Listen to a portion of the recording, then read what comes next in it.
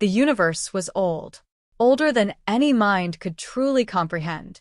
Older than the stars that burned in the outer arms of galaxies, so distant that their light had been traveling since before Earth's sun had even ignited. The Galactic Collective, a coalition of 47 intelligent species spread across the Milky Way, had existed for over 2 million years. They had mapped every corner of the galaxy. They had catalogued every star system, every gas giant, every frozen rock drifting in the dark between suns. They believed, with the quiet confidence of civilizations that had long since stopped being surprised by anything, that they knew everything worth knowing. They were wrong. It began, as most great changes in history do, with something small, something easy to dismiss. On the outer edge of the collective's sensor grid, a web of quantum-entangled monitoring stations that stretched across 80,000 light-years, a single station registered an anomaly. Station 7, Theta, 9, positioned near an unremarkable yellow dwarf star in what the collective's charts labeled Sector 0-0, Alpha, Null, a region so unimportant that it didn't even have a proper name, detected a faint electromagnetic pulse. A repeating pattern. Mathematical. Deliberate. The station's automated systems flagged it, logged it, transmitted the data to the nearest relay hub, which passed it to a regional processing center, which eventually, after 17 standard galactic days of bureaucratic delay, forwarded it to the Central Observation Bureau on Velcara Prime, the administrative heart of the Galactic Collective. It landed on the desk of Senior Observer Jael of the Velcari species, a tall, silver-skinned being with 4 arms and eyes the color of deep ocean water. Jael had spent 230 years working in the Central Observation Bureau. In that time, she had processed 42 million anomaly reports. Not one of them had turned out to be anything more than natural phenomena, pulsars misfiring, cosmic strings vibrating, or the occasional rogue probe from a civilization that had gone extinct before the collective even formed. She almost dismissed this one too, but something made her pause. The signal was coming from Sector 0-0, Alpha, Null. She pulled up the sector file. It was thin, embarrassingly thin. A single yellow dwarf star, 8 planets orbiting it, 3 gas giants in the outer system, an asteroid belt, and 1 planet, the third from the star, sitting squarely in the habitable zone.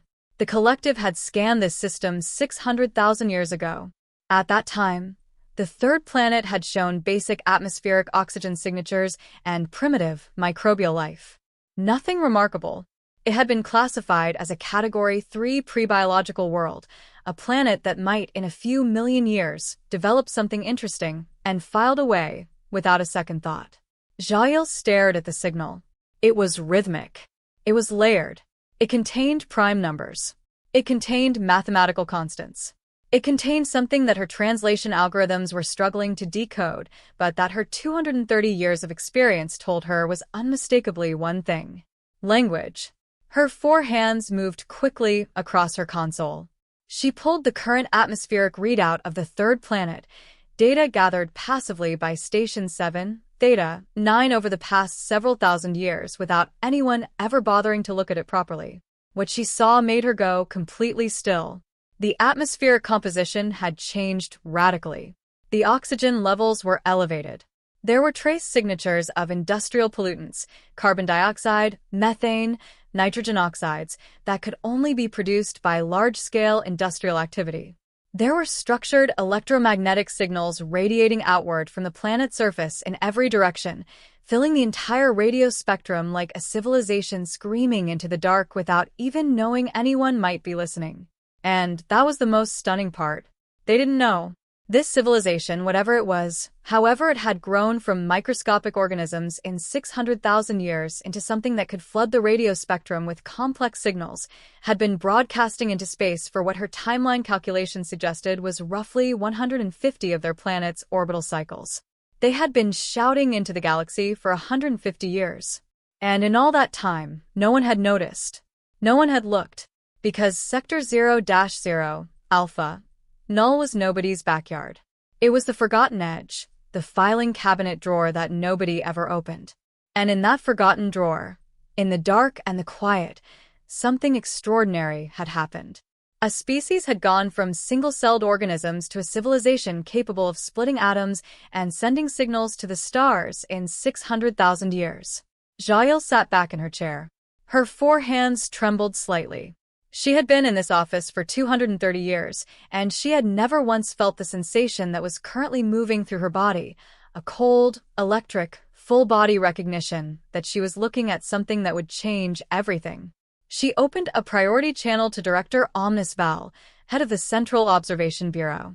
"Director," she said, and her voice was steady only because she had centuries of discipline behind it. "You need to see this immediately.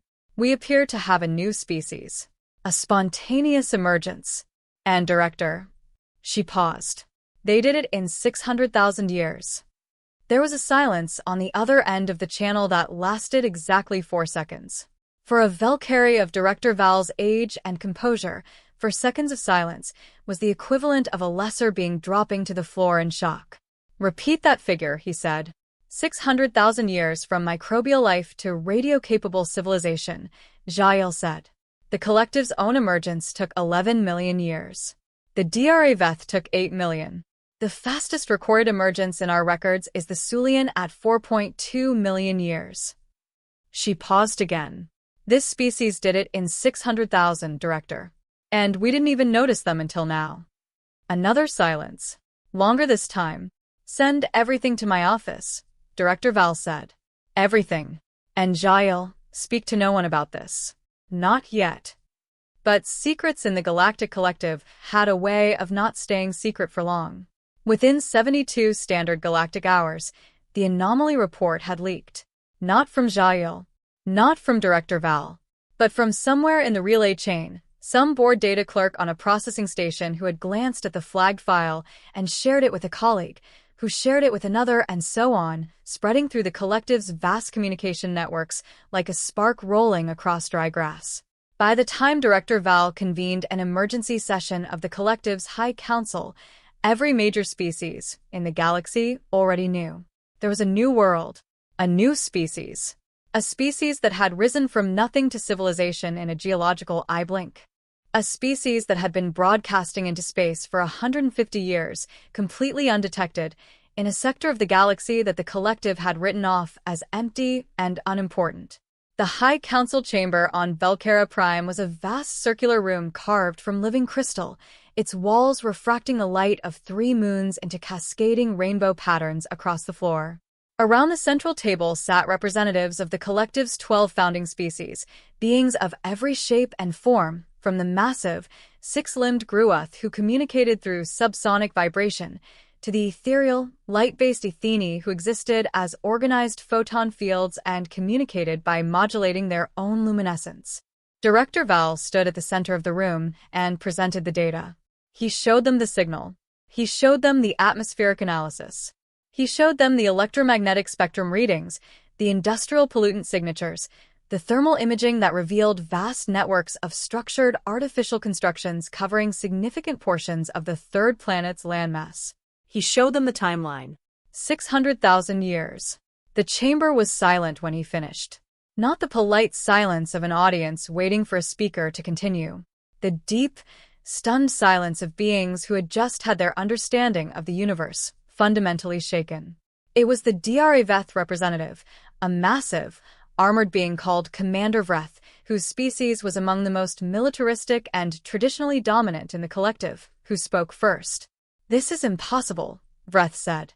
The translator rendered his subsonic rumblings into clear language. "No species evolves that quickly. The minimum biological time required for complex neural development alone is apparently not what we thought," Director Val said calmly.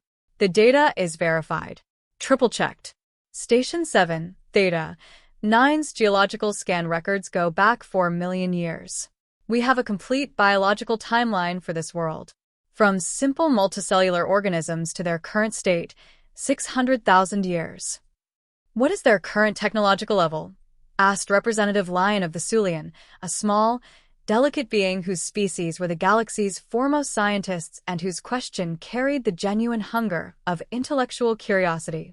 "Estimated at what we would classify as early Tier 2, Director Val said. They have achieved nuclear fission and fusion. They have basic spaceflight capability. They've placed artificial satellites in orbit, sent unmanned probes to other bodies in their solar system, and achieved crewed flight beyond their planet's atmosphere. They are at the beginning of their space age. Early Tier 2, Vreth repeated, and there was something in his tone that Jael, watching from the back of the chamber, didn't like. So they are primitive. Barely beyond their own planet. Technologically, yes, Director Val agreed. But the rate of their progression is what demands our attention. A species at early Tier 2 that reached this point in 600,000 years will not remain at Tier 2 for long. Our models suggest. Our models aren't built for this, Representative Lyon interrupted, leaning forward with bright, eager eyes. That's the point, isn't it? We have no models that account for this rate of development. This species is an anomaly unlike anything in our records. Which is why, Director Val said, I am proposing an immediate first contact mission. The chamber erupted. Not in noise. The collective species were too varied in their communication methods for that, but in a surge of simultaneous crosstalk across every channel and frequency, a storm of reactions that the chamber's systems struggled to manage and sequence. Arguments, objections, demands, and counterproposals flooded the space. It took Director Val nearly an hour to restore order. When he did, the debate that followed lasted for 3 standard galactic days. Some species argued for immediate contact. They were curious, excited, eager to welcome this new civilization into the collective's family.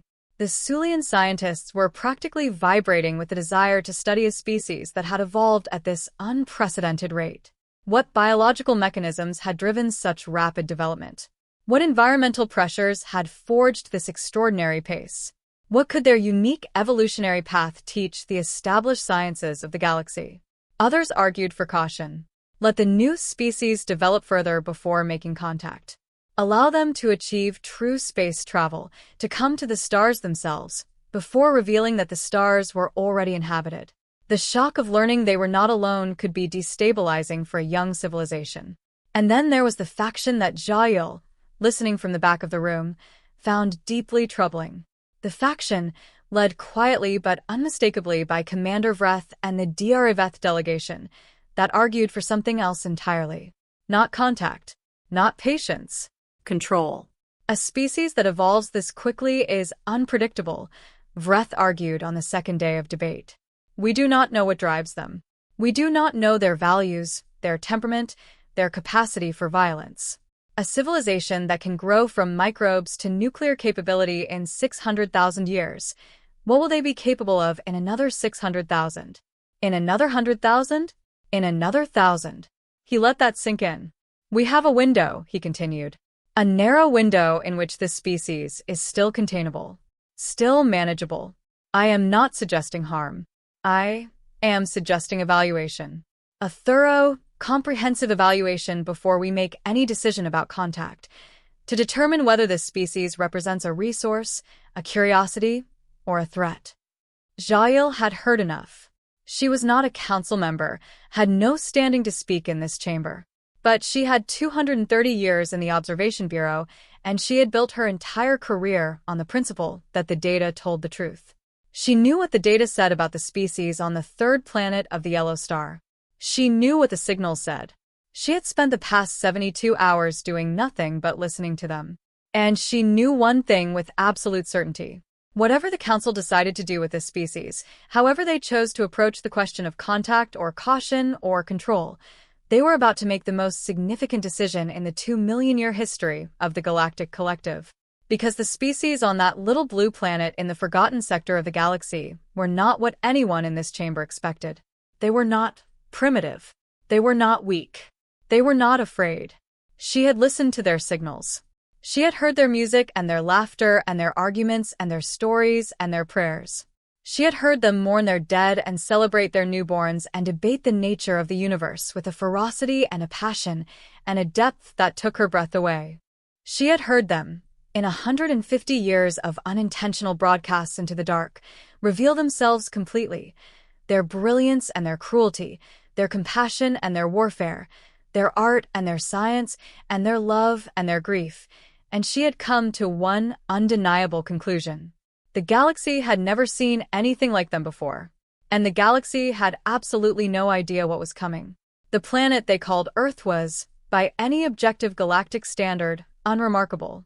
It was small, a rocky body of approximately 6.4 trillion kilograms, orbiting a yellow G-type star at a distance of approximately 150 million kilometers, completing one orbit every 365.25 of its own rotational periods.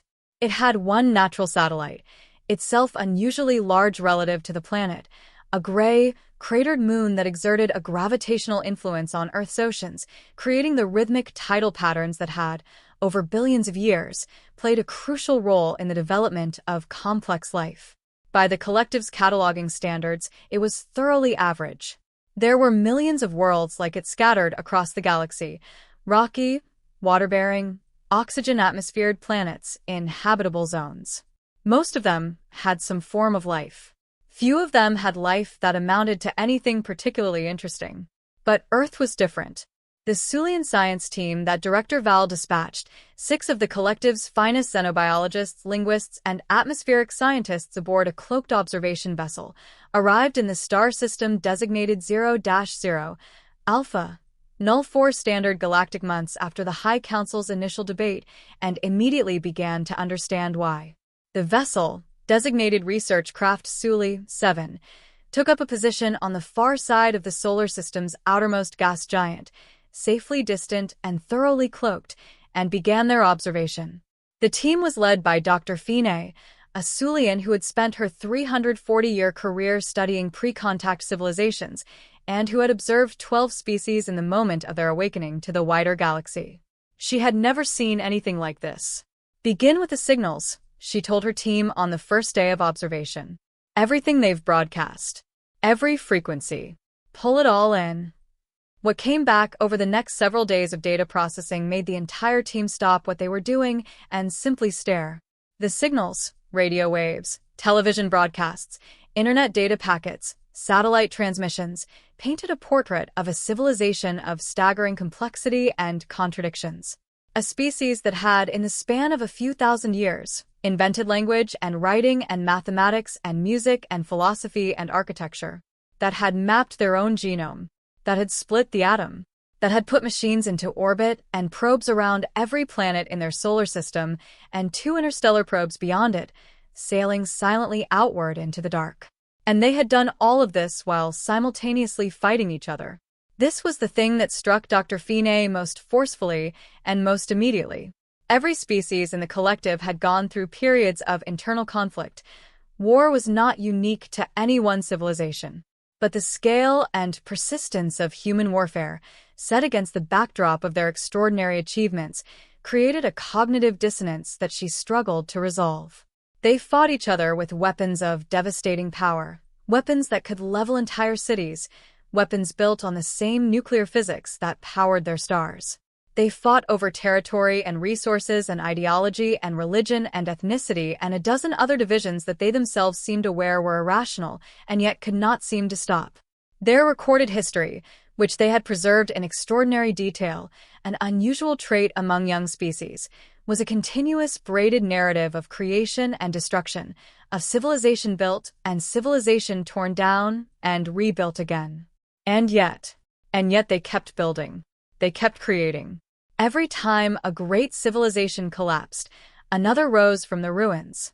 Every time a discovery was made, it was shared, imperfectly, unequally, sometimes weaponized, but shared. Their science was global. Their art was global. Their mathematics was universal. They had independently invented calculus in at least 3 separate cultural traditions before realizing they were all describing the same thing. "I don't understand them," said Dr. Venn, the team's linguist, on the 5th day of observation. He had been working around the clock, barely sleeping, consumed by the task of decoding human language. Not just the grammar and vocabulary, he had made rapid progress on those, but the deeper layer, the meaning beneath the meaning. Their communication is layered in ways I've never encountered. They have what they call subtext, an entire parallel layer of meaning that runs beneath the literal content of their words. They communicate one thing while meaning another, and every member of their species understands both layers simultaneously. Their fiction, their made-up stories, often contain their deepest truths. They use stories to process their existence in ways that are— He stopped, shook his head. It's extraordinary. Their capacity for narrative is unlike anything in our records. Their music, said Dr. Yell, the team's atmospheric scientist, who had become distracted from atmospheric readings by the accidental discovery of human musical broadcasts.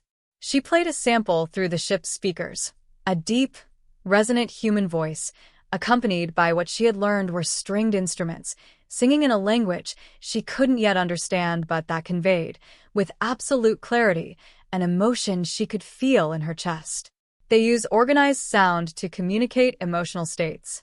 Not just communicate, to transmit them. I can feel what this is expressing, and I don't even know the words. Dr. Finney listened. She had spent 340 years studying young civilizations. She had cataloged the art and culture of 12 species in their pre-contact phase. She had thought she had seen everything. How many individual humans? She asked. Current population estimate, approximately 8 billion, said Dr. Khan, the team's xenobiologist. 8 billion. The collective's most populous species, the Gruuth, numbered 12 billion across 14 colony worlds built over centuries of spacefaring civilization. Humanity had achieved 8 billion on a single planet, with the basic spaceflight capability of a species just beginning to look upward. And their lifespan? Dr. Finney asked. Approximately 70 to 80 of their orbital years, Dr. Khan said. Roughly equivalent to 23 to 26 standard galactic years. Short, someone on the team murmured. Extraordinarily short, Dr. Khan agreed. And this may be the key to everything. Their lifespan is short, but their reproductive rate is high, and their generational learning is exceptional. Each generation inherits all accumulated knowledge from previous generations through their extensive educational and cultural systems, and then adds to it. The compression effect of multiple generations of innovation within a relatively short absolute time period creates an accelerating curve, Dr. Finney finished. Yes, I see it. She was quiet for a moment. They know they're going to die. Each individual knows. They are aware of their own mortality from a very young age. And this knowledge drives them. Drives them how? Dr. Venn asked. In every direction at once, Dr. Finney said. Some of them, knowing they will die, choose to create something that will outlast them.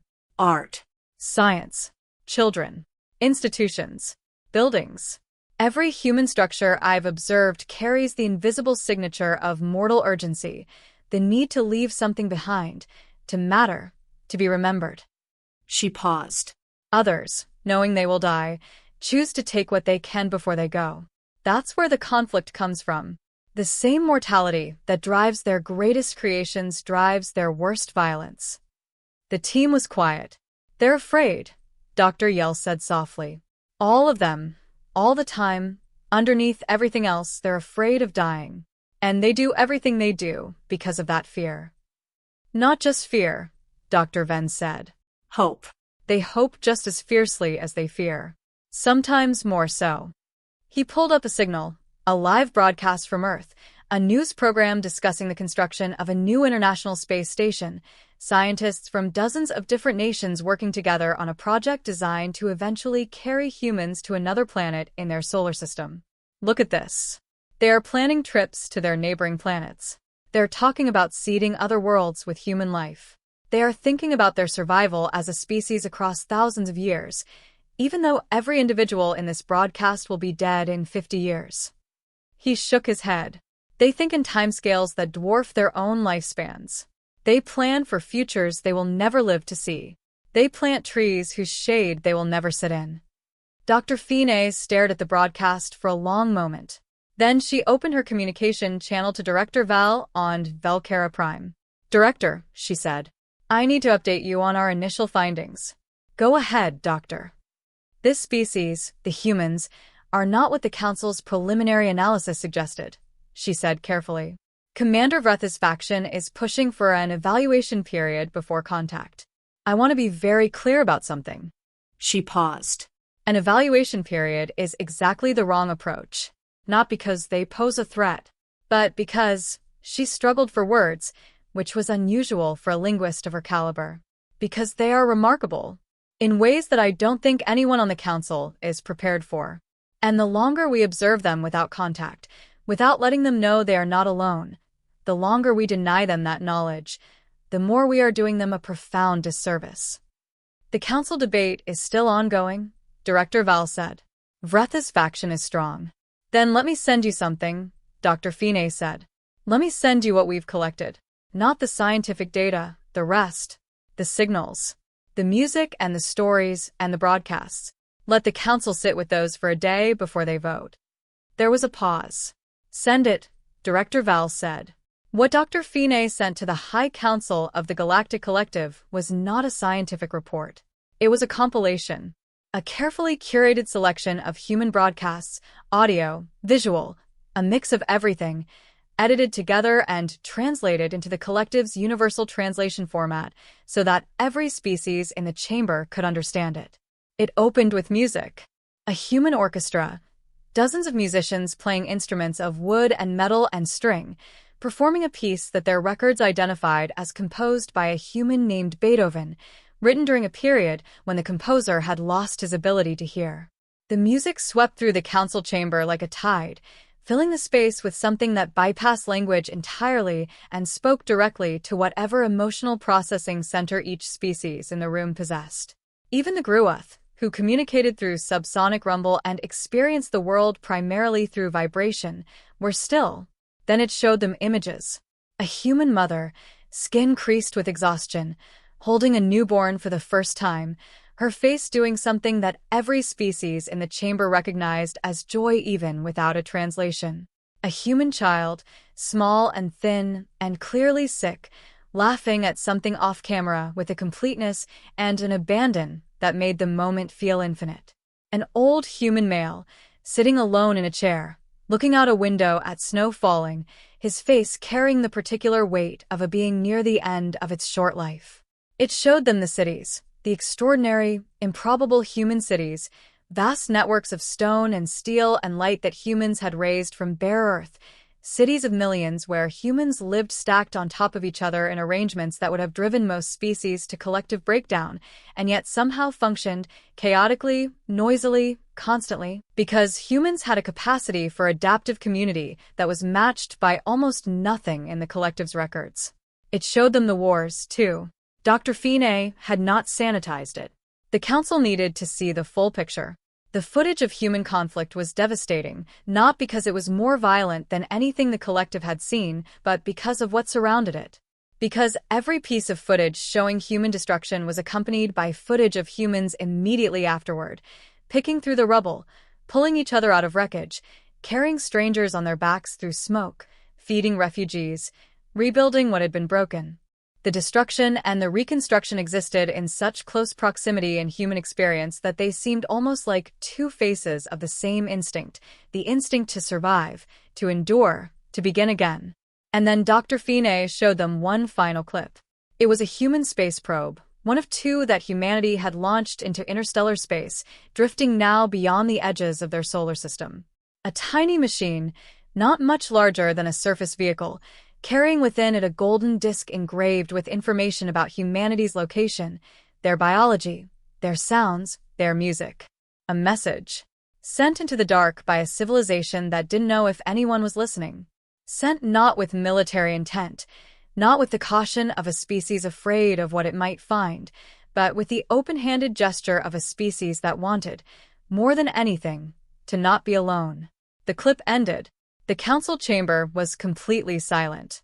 It remained silent for a very long time. It was not Commander Vreth who broke it. Vreth was silent, and Jael, watching from the back, noted that his expression, inscrutable to most observers, but clear to someone who had spent 2 centuries studying the tells of every species in the collective, was one she had never expected to see on a Dr. Vetha's face. He looked unsettled. It was the eldest member of the council who spoke first. Matriarch Aule of the Athene, a being of organized light who had existed for 6 million years and who had, in that time, seen more of the galaxy's history than any other living being, modulated her luminescence into the pattern that her species used for speech, and the translation filled the chamber. "We sent a probe," she said. "Long before any of you were born. Before the collective existed. We sent it into the dark because we wanted to know if we were alone. And when we found that we were not, when the collective formed, and we discovered that the universe was full of other minds, other hearts, it was the greatest moment in our species' history." She paused, her light pulsing gently. "These humans, they have done what we did. They have sent their message into the dark, not knowing if anyone would hear." Another pause. "We heard. The only question before this council is, do we answer?" The vote that followed was not unanimous. Vretha's faction held out. But it was decisive. 81% of the High Council of the Galactic Collective voted in favor of first contact. Dr. Fine got the result 4 minutes after the vote concluded. She turned to her team. Her expression, by Sulian standards, was profoundly emotional, her bioluminescent skin stripes cycling through warm colors in a pattern that her species associated with deep, complicated feeling.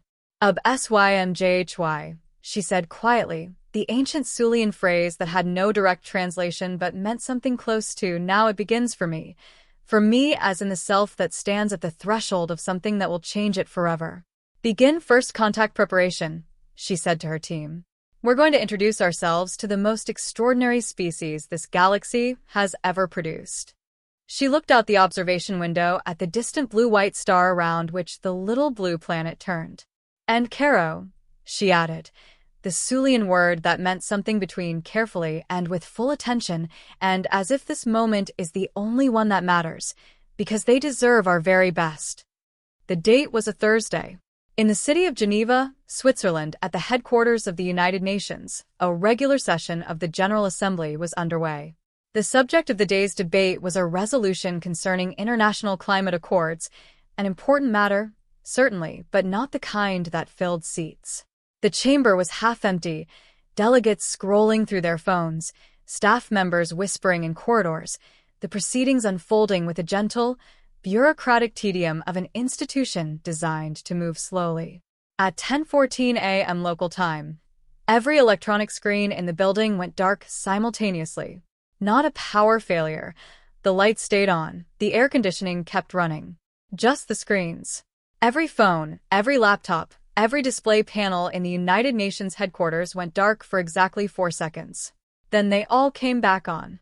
And every single one of them, regardless of what had been on it before, regardless of what operating system or application was running, displayed the same image. A circle. A golden circle on a black background, simple and perfect, and inside it a pattern that took the human brain approximately 3 seconds to recognize as a mathematical sequence. Prime numbers. The first 30 prime numbers, arranged in a spiral pattern that was simultaneously beautiful and clearly, unmistakably artificial. Below the image, in every language simultaneously, not a translation, not a rendering through any human software, but the actual text of every human language appearing together, as if all languages were equally native to whatever was generating this signal. 3 words. "We're here." It didn't start in Geneva. That was the thing that human news media, in the chaotic hours that followed, kept getting wrong. It started everywhere simultaneously. Every screen on Earth, every phone, every television, every computer monitor, every digital billboard, every ATM screen, every in-flight entertainment system on every aircraft in the air displayed the circle and the prime numbers and the 3 words at exactly the same moment. The signal was broadcast simultaneously on every radio frequency, every television band, every satellite channel. It lasted for exactly 60 seconds. Then it stopped, and everything went back to normal. 60 seconds. For 60 seconds, every screen on the planet said the same thing. "We're here." The reaction was, by any measure, extraordinary. Financial markets crashed within minutes, not because of panic, but because every trader on every exchange simultaneously stopped what they were doing and stared at their screens. Air traffic control systems experienced unprecedented simultaneous communication failures as controllers stopped working to look at their displays.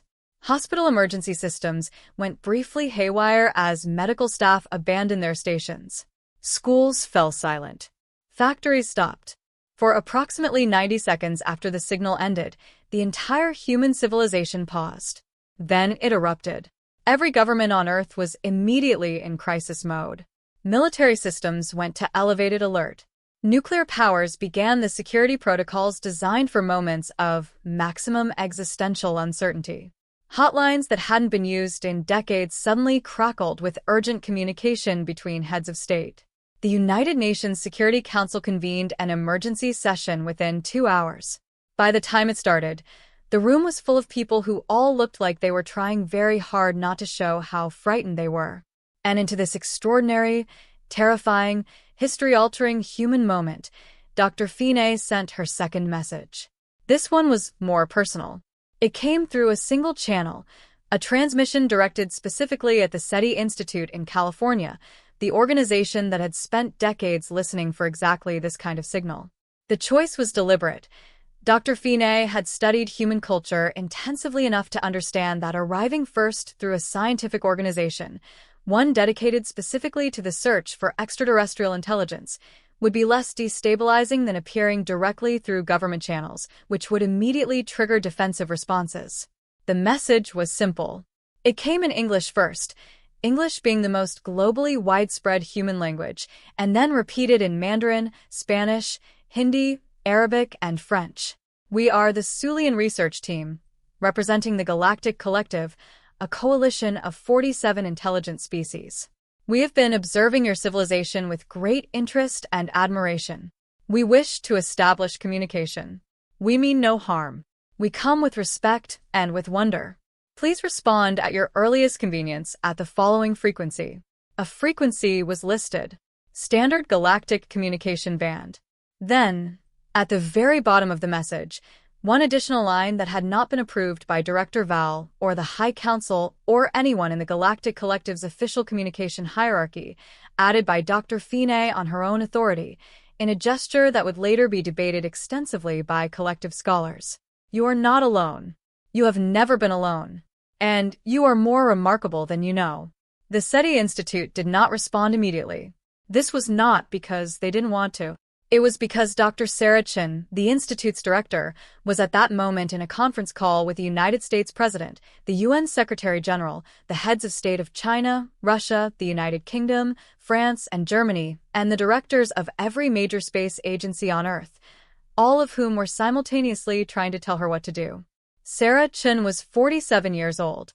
She had spent her career listening for signals from space, and she had genuinely believed she would retire without ever hearing one. She was calm in a way that people around her found either reassuring or eerie, depending on their own state of mind. She sat in the middle of a room full of the most powerful human beings on the planet, all of them radiating controlled panic, and she read Dr. Finney's message again, and again, and again. You are not alone. You have never been alone. And you are more remarkable than you know. Something about that last line cut through all the noise and the fear and the history of the moment and landed somewhere very personal in Sarah Chen's chest. Because she had spent 23 years working at an institution whose entire purpose was to prove that humanity was not alone in the universe, had given her career to a search that most people considered a long shot, and those 3 sentences were the answer to every question she had ever asked into the dark. She raised her hand. The room fell quiet. With respect to everyone in this call, she said, I have one question. We have been contacted by an extraterrestrial civilization in a peaceful, non-threatening manner. They have given us a frequency and asked us to respond at our earliest convenience. She paused. What exactly are we waiting for? The UN's Secretary-General started to speak about protocols. The Russian head of state mentioned security concerns. The U.S. president began an observation about collective decision-making. Sarah Chen picked up the transmission equipment that had been set up on the table in front of her, equipment that her team had quietly assembled while the politicians talked, and she keyed the frequency listed in Dr. Finney's message. This is Dr. Sarah Chen, director of the SETI Institute, speaking on behalf of humanity, she said. We received your message. We are here. We are listening. And she took a breath. Thank you for answering. The room erupted. Several heads of state tried to interject. The U.S. president's security detail moved forward instinctively. None of it mattered. Because 12 seconds later, 12 seconds, the time it took the signal to travel from Earth to research craft Suli, 7 at its position behind the outer gas giant, and for Dr. Phineas' response to make the return trip, the speakers on Sarah Chen's transmission equipment crackled. And a voice came through. It was clearly not human. It was layered and harmonic, multiple tones blended together in a way that human vocal cords couldn't produce. But it was speaking English, accented strangely but unmistakably English, assembled from the enormous library of human broadcasts that Dr. Ven had spent months studying. Dr. Chun, the voice said. We are very glad you answered. My name is Fine. I am a scientist. I study civilizations like yours, and I want you to know, a pause, and in the pause, a quality that Sarah recognized, with a shock of recognition that moved through her like electricity, as genuine emotion. I want you to know that in 340 years of doing this work, I have never been as moved by anything as I have been by your species. You are extraordinary. Every one of you. The room behind Sarah Chen had gone completely silent. Sarah Chen, who had been calm through everything, who had maintained news of first contact, reached the general human population within minutes of Dr. Chen's transmission, not through any official government announcement, but because a junior researcher at the SETI Institute had been live-streaming the proceedings on a personal channel, not realizing the transmission was going to happen, and the stream had been picked up by 37 news networks before anyone thought to ask him to stop. The human world reacted in approximately the way anyone who had ever studied human behavior might have predicted, which is to say, in about 40 different ways simultaneously. There was joy. Spontaneous gatherings in public spaces in hundreds of cities, people who had never met each other standing together looking up at the sky, sharing the particular electrocommunal feeling of a moment that would be divided into before and after. There was music, people playing instruments in streets, singing, the way humans had always reached for music when words weren't enough. There was fear. Queues at grocery stores as people stockpiled food. Conspiracy theories erupting across social media like mushrooms after rain, some arguing the whole thing was a hoax, some arguing it was the beginning of an invasion, some arguing it was a government psyop of one kind or another. Religious institutions around the world issued statements ranging from joyful embrace, God's creation is vaster than we knew, to deep alarm, we must be cautious about beings outside God's covenant. There was pure scientific excitement, researchers in every field dropping what they were doing, crowding screens, arguing furiously about what this meant for biology, for physics, for mathematics, for every field of human knowledge. And there was the quiet, private reaction. The one that happened in bedrooms and kitchens and cars and hospital rooms, and everywhere that humans were alone with themselves. The reaction that didn't make the news. The one that was just a person sitting still looking at their hands, thinking, we are not alone, and feeling something they couldn't name, something between relief and terror and a kind of cosmic loneliness dissolving, and in its place, something enormous and uncertain and alive. Dr. James Okafor was a high school physics teacher in Lagos, Nigeria. He was 39 years old, the father of 3 children, the husband of a woman named Amara who taught literature at the same school, and he had been teaching physics for 14 years with the particular passion of someone who genuinely believed that understanding how the universe worked was the most important thing a human being could do with their time. He heard about first contact on his phone while eating breakfast. He read the reports.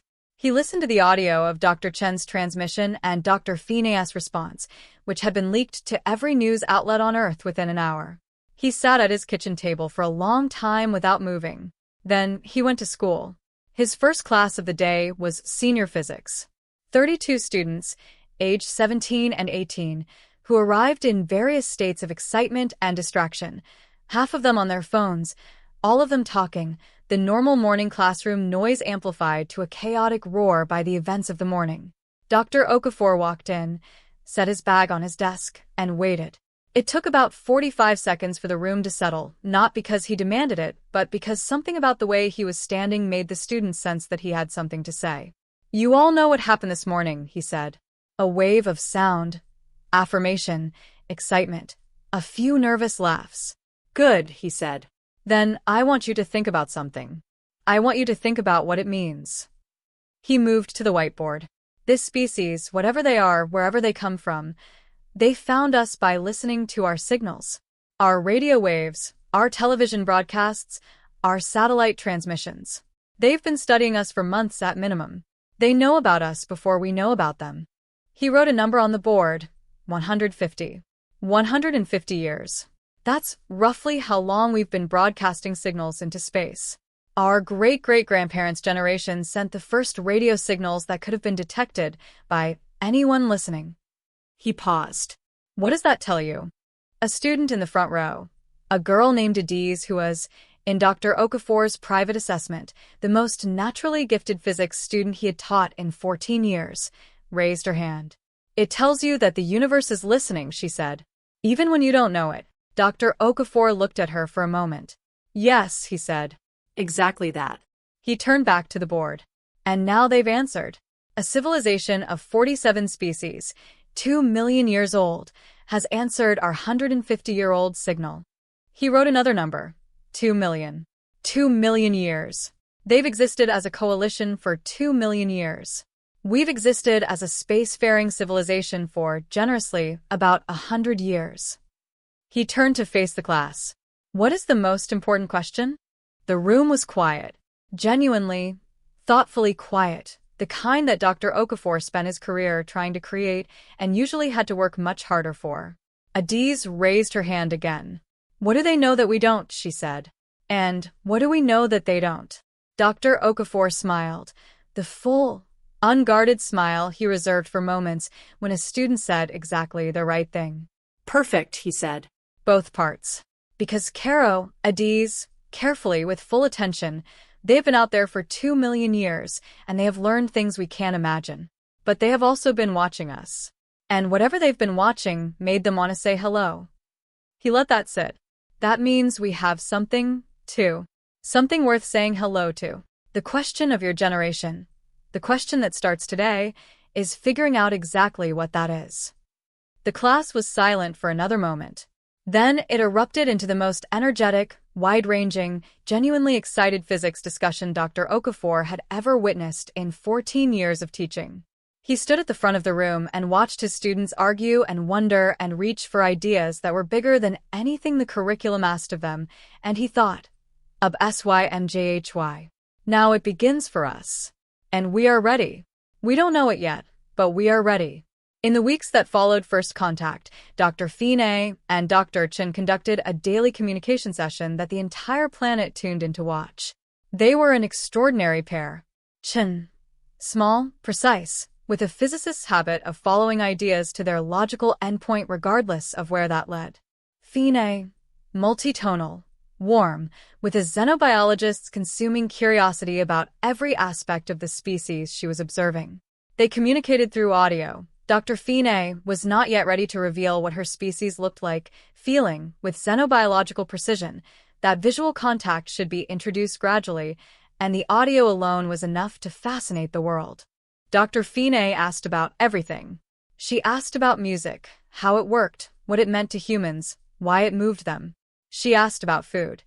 The fact that humans ingested organic matter directly through an intake aperture in their faces seemed to her both practical and strangely intimate. She asked about dreams. She asked about sports. She asked about religion. She asked about money. She asked about children and families and love.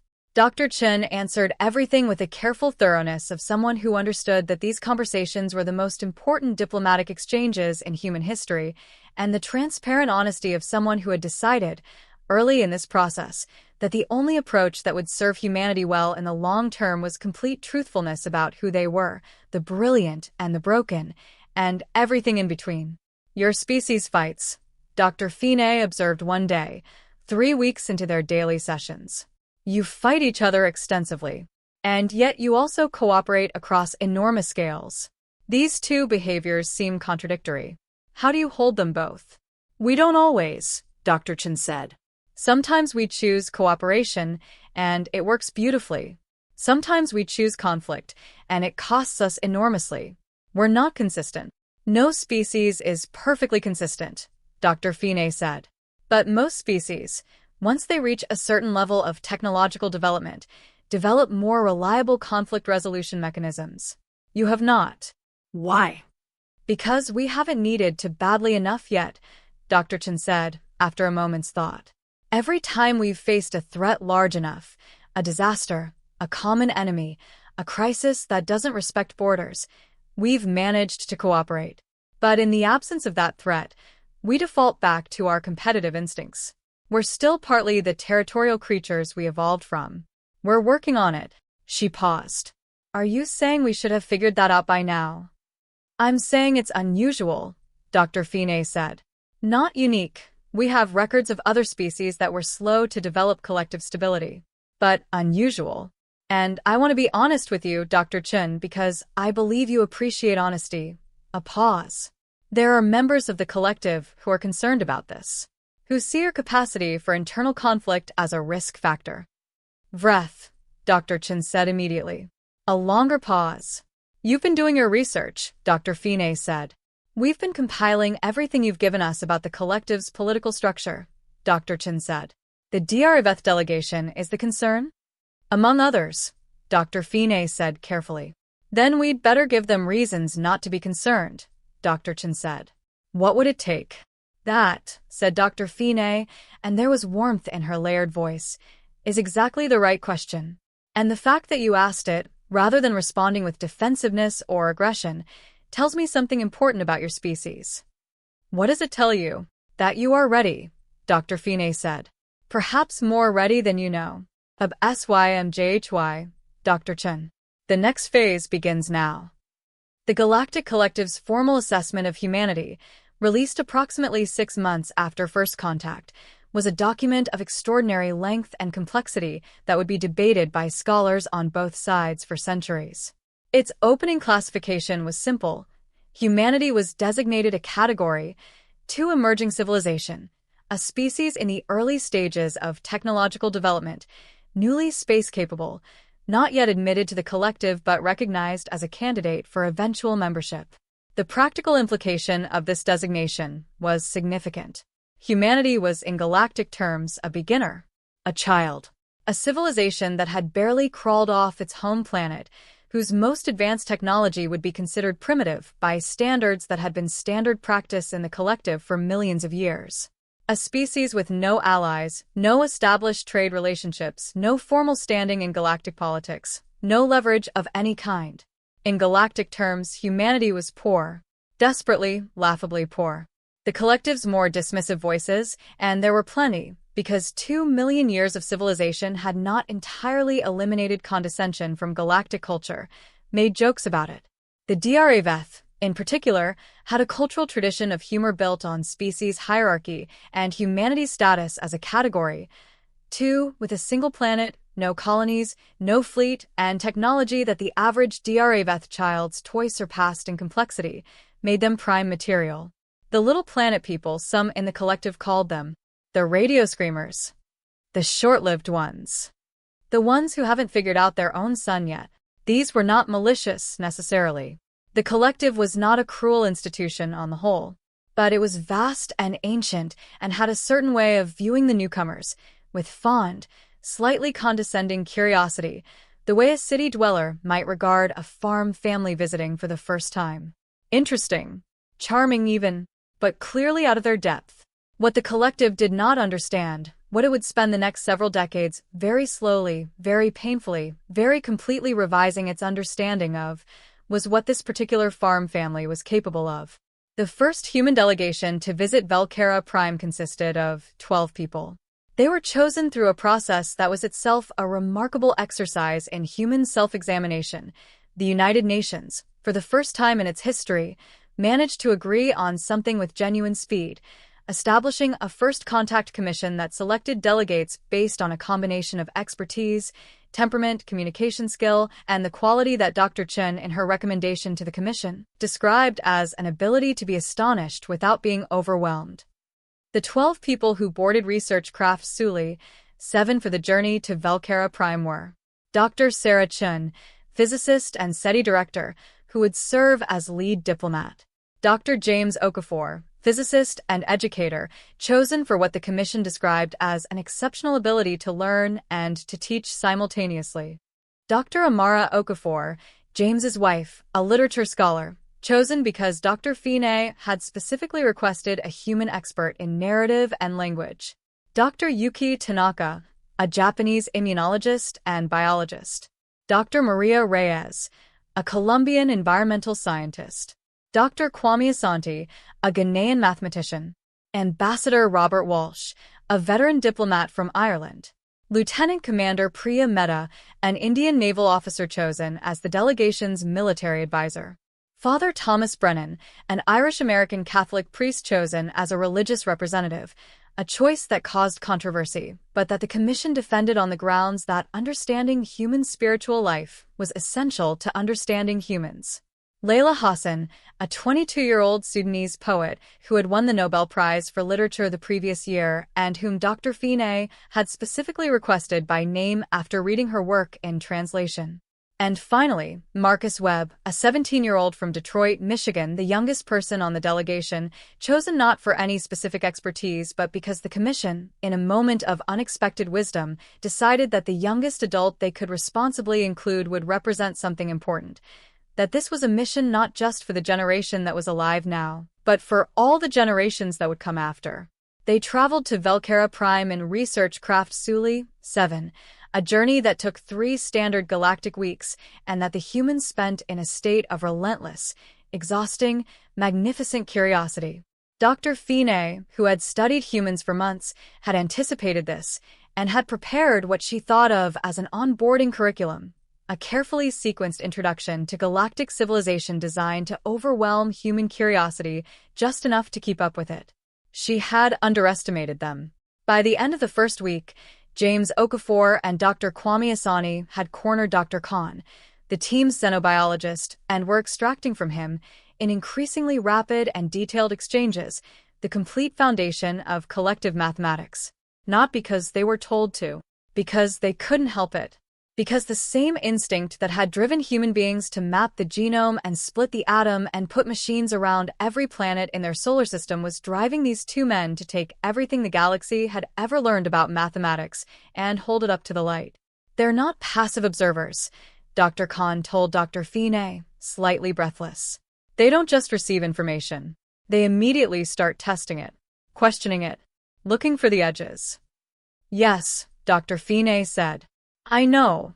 Dr. Asante found an inconsistency in our prime number distribution theorem, Dr. Khan said. An inconsistency that's been in the standard collective mathematics literature for 400,000 years. He found it in 3 days. Dr. Fine was quiet for a moment. Did he solve it? He's working on it, Dr. Khan said. With Dr. Okafor. They've been at it for 16 hours straight. They keep refusing to sleep. That's very human, Dr. Fine said. Meanwhile, Layla Hassan, the young Sudanese poet, had attached herself to Dr. Venn, the linguist, and the 2 of them were engaged in what had become, unexpectedly, the most profound intellectual exchange of Dr. Venn's 300-year career. They were exploring the relationship between language structure and emotional experience, the way that different human languages encoded different emotional realities, and whether those differences pointed to something fundamental about how meaning was constructed by minds in general. Your species has over 7,000 languages, Dr. Venn said to Layla on the 5th day, with the tone of someone who still hadn't quite absorbed this fact despite having studied it for months. 7,043, at last count, Layla said. Though many of them have very few speakers left. She was quiet for a moment. We're losing them. Languages are dying. Every time a language dies, a way of experiencing the world dies with it. You grieve for that, Dr. Venn said. Desperately, she said. Because every language contains knowledge that doesn't exist in any other language. Ways of understanding time, or relationships, or the natural world, that are encoded in the grammar in ways you can't translate. When a language dies, she shook her head. It's like burning a library. Except the library is also a mind. Dr. Venn stared at her. In 30 member species of the collective, he said slowly, there is 1 language each. They standardized early in their development. It was considered a sign of civilizational maturity. The elimination of linguistic diversity in favor of efficient communication. That sounds like a tragedy, Layla said immediately.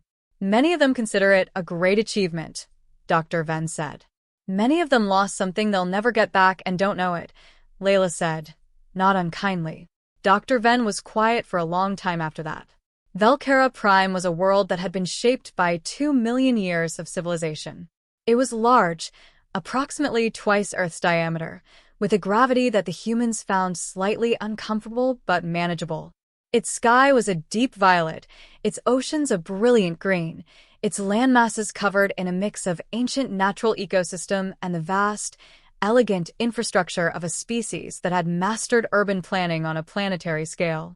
The cities were extraordinary, not massive by human architectural standards, because the Velcari were a species that preferred harmony to excess, but intricate, layered, beautiful in a way that was very different from human cities, but immediately legible as the product of beings who cared deeply about their environment. The humans stepped off the transport shuttle onto the landing platform of the Central Diplomatic Complex and stopped. They stopped because the welcoming committee was waiting for them. Representatives of 30 of the collective's 47 species had assembled for the arrival of the first human delegation. They ranged from the massive, six-armed Gruuth, 12 feet tall, armored, vibrating slightly with the subsonic frequencies they used for communication, to the Atheni, who appeared as hovering fields of organized light, beautiful and eerie in the violet morning sky. The Sulian contingent stood nearest, small and graceful, their bioluminescent skin stripes running through welcoming warm colors. The humans stood at the top of the landing ramp and looked at the assembled gathering, and there was a moment, a long, suspended, extraordinary moment, of pure mutual astonishment. The collective delegation looked at the humans. Small bipeds, soft-bodied, short-lived, with a single set of upper limbs and a single forward-facing pair of sensory organs, and the most expressive faces that any of the attending species had ever seen on a sentient being. Faces that were right now moving through a range of emotions, awe, nervousness, wonder, tears in some cases, with a transparency and an immediacy that was almost overwhelming. These beings did not conceal their inner states. What they felt, their faces showed. The humans looked at the gathered alien species, at the impossible variety, at the proof, standing right in front of them, that the universe was not empty and they were not alone, and the shapes that minds could take were beyond anything they had dreamed. Marcus Webb, 17 years old, from Detroit, Michigan, was standing near the front of the delegation. He was looking at the Atheni, the beings of light hovering in the violet sky, and his face was doing something that Dr. Fine, watching from the side, would later describe in her research notes as the purest expression of human wonder I have ever observed. He turned to Dr. Chen beside him and said, in a voice just above a whisper, "Miss Chen, we made it." Dr. Chen looked at him. Something in her expression shifted, a softening, a recognition of what this moment was for someone his age, what it meant for the world he was going to live in, and the one his children would inherit. "We made it," she agreed. Then she squared her shoulders, took a breath, and walked down the ramp to meet the galaxy. 3 months into the human delegation's stay on Velcara Prime, Commander Vreth of the Dr. Veth requested a formal session with the High Council. He had a proposal. The High Council gathered in the Crystal Chamber. The human delegation was not invited. This was a closed session, which was within Vreth's rights to request, and which should have been a warning sign. Dr. Fine, who had developed a fairly reliable ability to read Dr. Veth's political maneuvering over her career, knew immediately that whatever Vreth was proposing was not going to be good for humanity. She was right. The human delegation has been here for 3 months, Vreth said. In that time, they've been welcomed with great warmth and given extensive access to our facilities and our people. They've been treated as honored guests. He paused. I am not opposed to hospitality, but I am opposed to sentiment clouding our judgment. He looked around the chamber. We are considering, some of us, welcoming these beings as candidates for collective membership. This is not a small thing. Collective membership carries privileges, access to our technology, our medical advances, our communication networks, our collective security framework. It is not a gift to be given lightly to a species we have known for 3 months. What are you proposing? Asked Representative Lyon. A trial, Vreth said simply. Before any discussion of membership status, I propose that the humans be given a challenge. A genuine challenge. One designed to test not their technology, which we all acknowledge is primitive, but their character, their judgment, their values under pressure. A situation in which the easy choice and the right choice diverge, and we see which one they make. The debate was fierce. Many council members objected on ethical grounds. Was it appropriate to test a civilization without their knowledge? Was this not manipulative?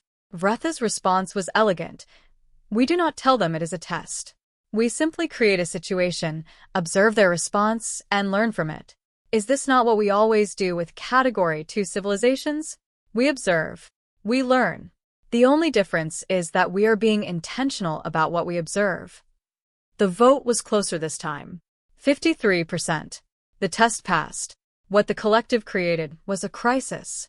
Not a manufactured one. They were too ethical for that. But a real crisis, one that was already developing in the outer sectors of the galaxy, and that they chose to make the humans aware of rather than handling quietly behind the scenes as they normally would. In the Calith sector, approximately 4,000 light-years from Earth, a small colony world, home to a species called the Mirian, a gentle, technologically modest civilization that had been collective members for 300,000 years, was facing a catastrophic atmospheric collapse. The Mirian had approximately 14 months before their planet's atmosphere became unbreathable. They needed evacuation. 600 million beings relocated to temporary habitation while atmospheric restoration was attempted. The logistics were staggering.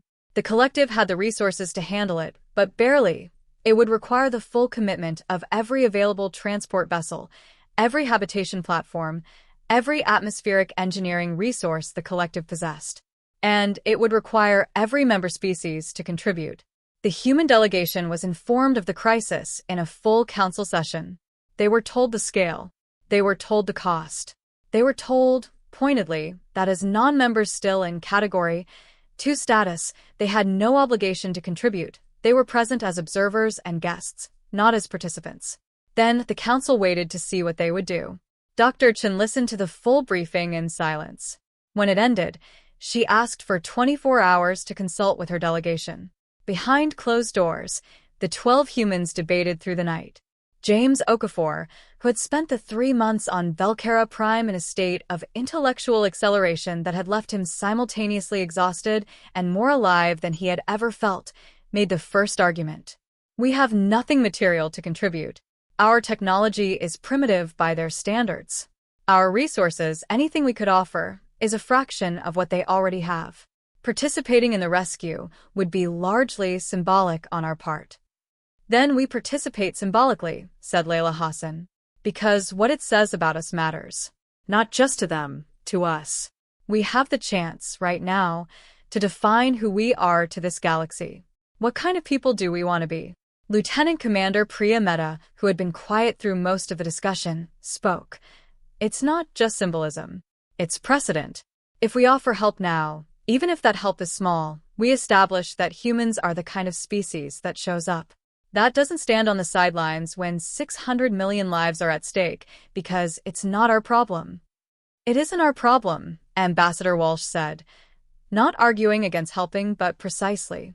Technically, legally, by every standard this galaxy has, it is not our problem. We are Category 2. We're barely space-capable. No one expects anything from us. Good, said Marcus Webb. Everyone turned to look at him. He was the youngest person in the room.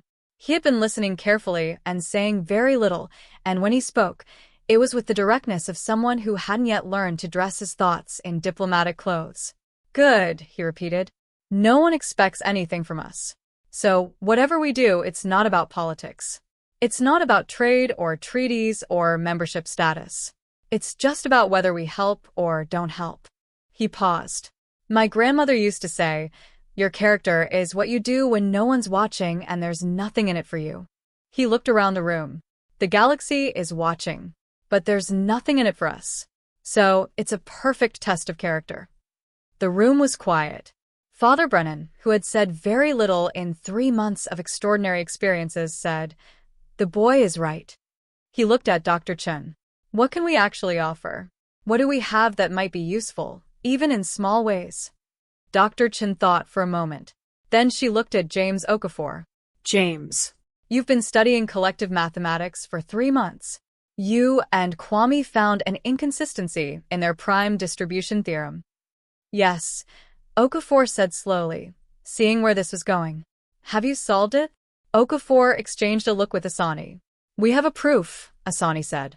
We're 87% confident in it. We need to check a few more things. What does the proof do?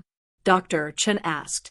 If it's correct, Okafor said, it resolves a long-standing problem in the collective's quantum communication optimization model. Theoretically, it could improve the efficiency of their long-range transport network by, he stopped, recalculated, by approximately 12%. The room went very still. 12% of the collective's long-range transport network was an enormous number.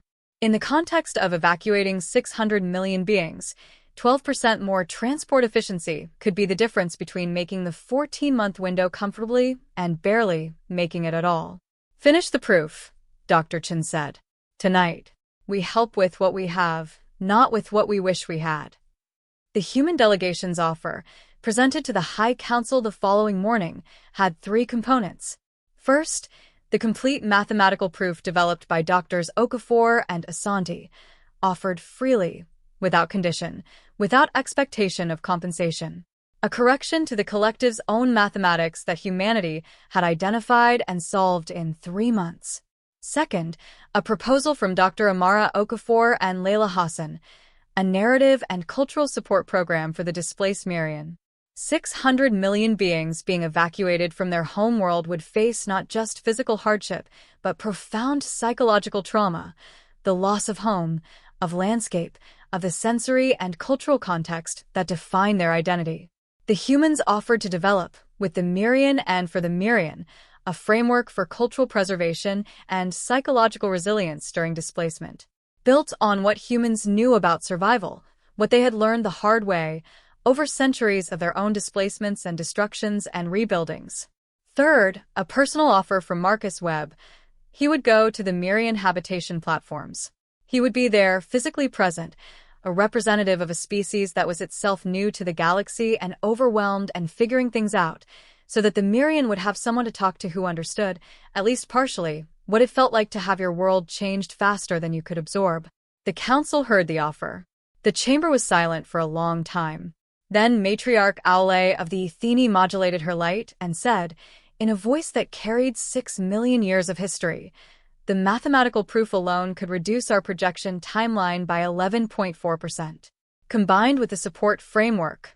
She was quiet for a moment. They have been with us for 3 months. They have a single planet. They have primitive technology. And they have just given the collective's rescue operation its single most valuable contribution. She looked at Commander Vreth. Your evaluation, Commander. What is your finding? Vreth was silent for a long moment. His armored face, which had, in Dr. Phineas' experienced reading, shown a progression of emotions over the past 24 hours that included surprise, skepticism, and something that looked increasingly like reluctant respect, was still. My finding, he said finally, is that this species is not what I expected. And your recommendation? Director Val asked. Another long pause.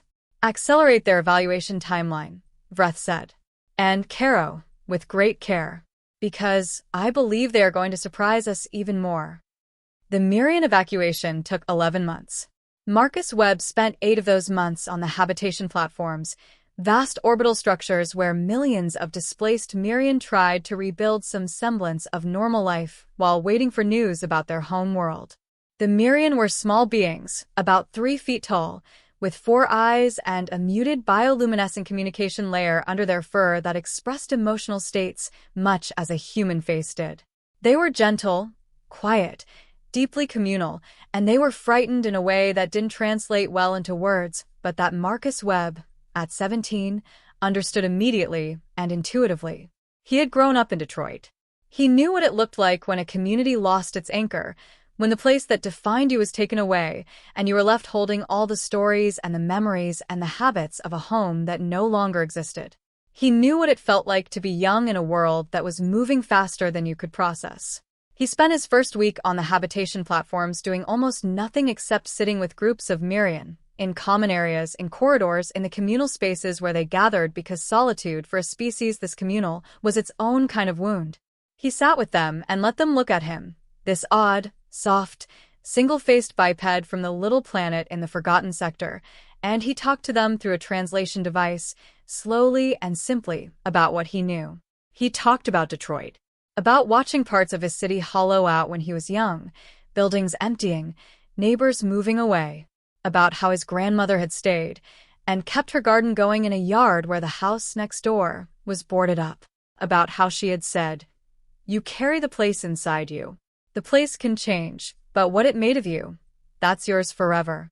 He talked about Earth, about a species that had been through floods and famines and wars and plagues and had lost entire civilizations and rebuilt, about a species that planted trees it would never sit under and built cathedrals that took centuries to complete and wrote music for orchestras that wouldn't exist for 100 years, about a species that had a particular, unreasonable, magnificent habit of continuing. The Mirian listened, and they talked back. They told him about their world, the particular quality of light through their atmosphere that was unlike any other sky. The way their population gathered in vast communal sleeping arrangements, tens of thousands curled together in warmth, a practice their scientists called resonance sharing, and that Marcus privately thought was the most beautiful thing he had ever heard of. The songs they sang to remember the landscape, specific, detailed songs that named every river and hill and forest because naming things was how the Mirian held on to them. "Teach me a song," Marcus said one day to a group of Mirian elders. They looked at him. Their bioluminescent layers flickered. Surprise, curiosity.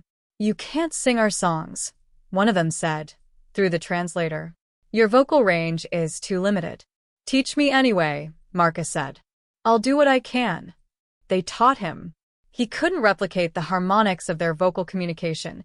He was human, and there were notes simply beyond his range. But he learned the melody such as it was, and he learned the words in their language, and he sang it badly and sincerely in a way that made the group of Mirian elders go completely quiet and then, slowly, light up in patterns that the translator identified as profound emotion. Someone recorded it. The recording spread through every habitation platform within 48 hours. A human, singing a Mirian song he couldn't properly sing, in a language he'd learned in 3 days, because he thought it mattered to try. Back on Velcara Prime, the rest of the human delegation was having an equally extraordinary impact, though of a different kind. Dr. Kwame Asante's mathematical proof, once fully verified, did exactly what he and James Okafor had predicted. It improved transport optimization across the collective's network by 11.8%. The rescue operation completed with 6 weeks to spare. But the more significant impact was what happened after the proof was verified. The collective scientific community had spent 400,000 years not finding the inconsistency that 2 human mathematicians had identified in 3 months. The question of why, how this was possible, what it meant about human cognitive approach, drove an explosion of research that would occupy Sulian scientists for decades. The answer, when it emerged, was both simple and profound. Human mathematical thinking was structured differently. Not more powerful, not inherently, but different in its approach. Where the collective's mathematical tradition was built on extension, taking what was known and carefully extending it outward, step by verified step, human mathematics had a tradition of what the collective would eventually categorize as creative disruption. Humans regularly tried things that had no business working, followed intuitive leaps that had no formal justification, approached problems from angles that established theory suggested were irrelevant. They were wrong often, sometimes spectacularly wrong. Their scientific and mathematical history was full of failed ideas and incorrect theories and dead ends. But when they were right, when the creative disruption landed on something real, they found things that careful, methodical extension would have taken 10 times as long to reach. The collective called it the human approach. It became, over the following decades, one of the most studied and most sought-after cognitive styles in galactic science. And James Okafor, who had started this journey as a high school physics teacher in Lagos and who is now, without quite knowing how it had happened, one of the most celebrated scientists in the galaxy, would say for the rest of his life that the secret was simple. We couldn't afford to be careful. We had too much to figure out and not enough time. So we guessed. Brilliantly, desperately, magnificently, we guessed. And sometimes we were right. Layla Hassan's contribution was different, but equally transformative. She had come to Velkera Prime as a poet, as someone whose entire life was organized around the belief that language was the most powerful technology a species possessed. She had watched, in 3 months of immersion in the collective's culture, a civilization that had in many ways mastered the material world, but that had, in the process of 2 million years of development, quietly, almost accidentally, standardized many of the things that made existence feel meaningful. The collective's 47 species all had rich cultural traditions. But the pressures of interspecies coordination, universal communication protocols, and the long historical pull towards standardization had worn some of those traditions smooth, had turned specific, local, irregular, deeply meaningful cultural practices into generalized, universal, accessible to all species versions of themselves. They had gained interoperability. They had lost some texture. Layla began writing. Not academic papers. Not reports. Poetry, first in English, then in Arabic, then in Swahili, then in a hybrid of all three that her particular mind had always lived in. Poetry about what she was seeing and feeling and experiencing in this galaxy that had been going for 2 million years and had learned many things and forgotten others. She shared it with Dr. Venn first because Dr. Venn was her closest friend on the team. He translated it, not just linguistically, but with his full 300-year understanding of what it meant to carry meaning between minds, into a format that could be read by any species in the collective. It spread. Not immediately.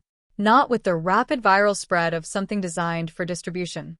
It moved the way poetry always moves, slowly, personally, from one reader who was genuinely affected to another. A Sulian linguist shared it with a colleague. The colleague shared it with her community. The community discussed it for weeks. Then a Velkeri cultural journal published a piece about it. Then something larger caught. Because Layla's poetry, which was about displacement and belonging and the specific beauty of impermanence, about what it meant to be short-lived in a long universe, about how humans had learned to love fiercely precisely because they knew everything ended, spoke to something in the collective's culture that the collective had not realized it was missing. Representative Lyon of the Sulian called it the human perspective on time. The collective species, most of them long-lived, some of them extremely long-lived, had a tendency to experience time as an expanse. There was always more of it.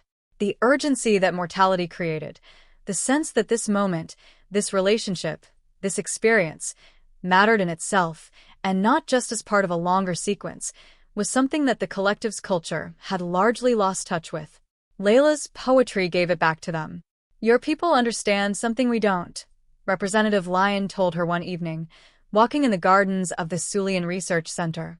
You understand that time is finite. And because you understand that things matter, not abstractly but immediately. Now. This moment. Yes, Layla said. SYMJHY. The present is the only time there is. We know that because we're going to die. We don't get to pretend that later is always available. Representative Lyon was quiet for a long time. 2 million years of civilization, she finally said, and we are learning something fundamental about existence from a species that has been here for 150 years. Maybe that's why we were found, Layla said. Not in spite of being new. Because of it. Part 8. The moment the galaxy held its breath. 7 years after first contact, humanity applied for formal membership in the Galactic Collective. The application had been building toward this moment for years. The human delegation's performance during the Mirian crisis had dramatically accelerated the timeline. The mathematical contributions, the cultural impact of Layla Hassan's work, Marcus Webb's extraordinary 8 months on the habitation platforms, all of it had shifted the collective's opinion of humanity from interesting category to curiosity, to something we have not fully understood and need to take seriously. But there were still opponents. Vreth, while his view of humanity had shifted considerably, remained cautious. He had moved from active opposition to what he described as principled concern. He believed humanity's internal divisions, their persistent conflicts, their inequality, and environmental damage were risk factors for a species about to gain access to collective technology and resources. He wasn't wrong to raise these concerns. The High Council took them seriously. The membership vote required 75% approval from all 47 species. It was the highest threshold in the collective's history for any membership question, higher than the threshold required for the most significant policy decisions, because membership was understood to be effectively permanent. Welcoming a species to the collective changed the collective. It was not reversible. In the weeks before the vote, Dr. Finney, who had become, in 7 years, humanity's most consistent advocate within the collective's scientific community, was asked to submit a final assessment. Her report would be one of the key documents the council used in making their decision. She spent 3 weeks writing it. She wrote about the mathematics and the music and the poetry. She wrote about Marcus Webb's months on the habitation platforms. She wrote about James Okafor standing at a whiteboard in front of 30 Lagos teenagers on the morning of first contact, telling them that the universe was listening. She wrote about Sarah Chen on the first day of contact, asking, "What exactly are we waiting for?" She wrote about the 7,043 human languages, each of them a different way of experiencing reality. She wrote about human mortality, the short lives, the 70-year spans, the desperate urgency of beings who knew they were going to die and built cathedrals anyway. She wrote about the counterintuitive discovery that the quality that most of the collective viewed as humanity's weakness, might in fact be their greatest strength. That mortality created not just urgency, but meaning. That beings who knew they were temporary understood, at a cellular level, that things mattered now, not later, not eventually, but now. She wrote about their contradictions, the warfare and the medicine, the environmental destruction and the conservation, the cruelty and the astonishing, persistent, seemingly unkillable kindness. She wrote about a species that had developed nuclear weapons and also developed the United Nations, that had created social media and also created libraries, that had colonized and also abolished colonization, that had enslaved and also fought and died for abolition. She wrote, "They are not a finished thing. They are not a settled civilization at peace with itself. They are becoming a species still in the active, turbulent, occasionally violent, persistently hopeful process of working out what they are. And it is precisely this unfinished quality that makes them extraordinary. They are not offering the collective a perfected model. They are offering it something rarer, a living process. A demonstration that growth is possible, that change is possible, that a species can carry its worst impulses and its best ones simultaneously and keep choosing, day after day, generation after generation, to reach for the better ones." She wrote, at the very end, "I have spent 340 years studying emerging civilizations. I have observed 12 species in the moment of their awakening to the wider galaxy. None of them, not one, has contributed as much to my understanding of what it means to be a sentient being as the humans have done in 7 years. They arrived as the poorest, the smallest, the least powerful species in the galaxy. They are leaving that status behind not because they have acquired power, but because they have shared something that cannot be acquired, a way of being in the world that this galaxy needed and didn't know it needed. My recommendation: admit them. Caro, with care and attention and the full weight of what this moment means.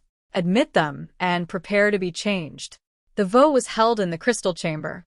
The 47 species of the Galactic Collective, in full session, considered the human membership application. The debate lasted 6 hours. Every argument was made in favor and against. Every concern was raised and addressed and raised again. The Chamber's translation systems worked at maximum capacity, rendering 47 different forms of communication into the universal format so that every being in the room could hear every word. Then the vote.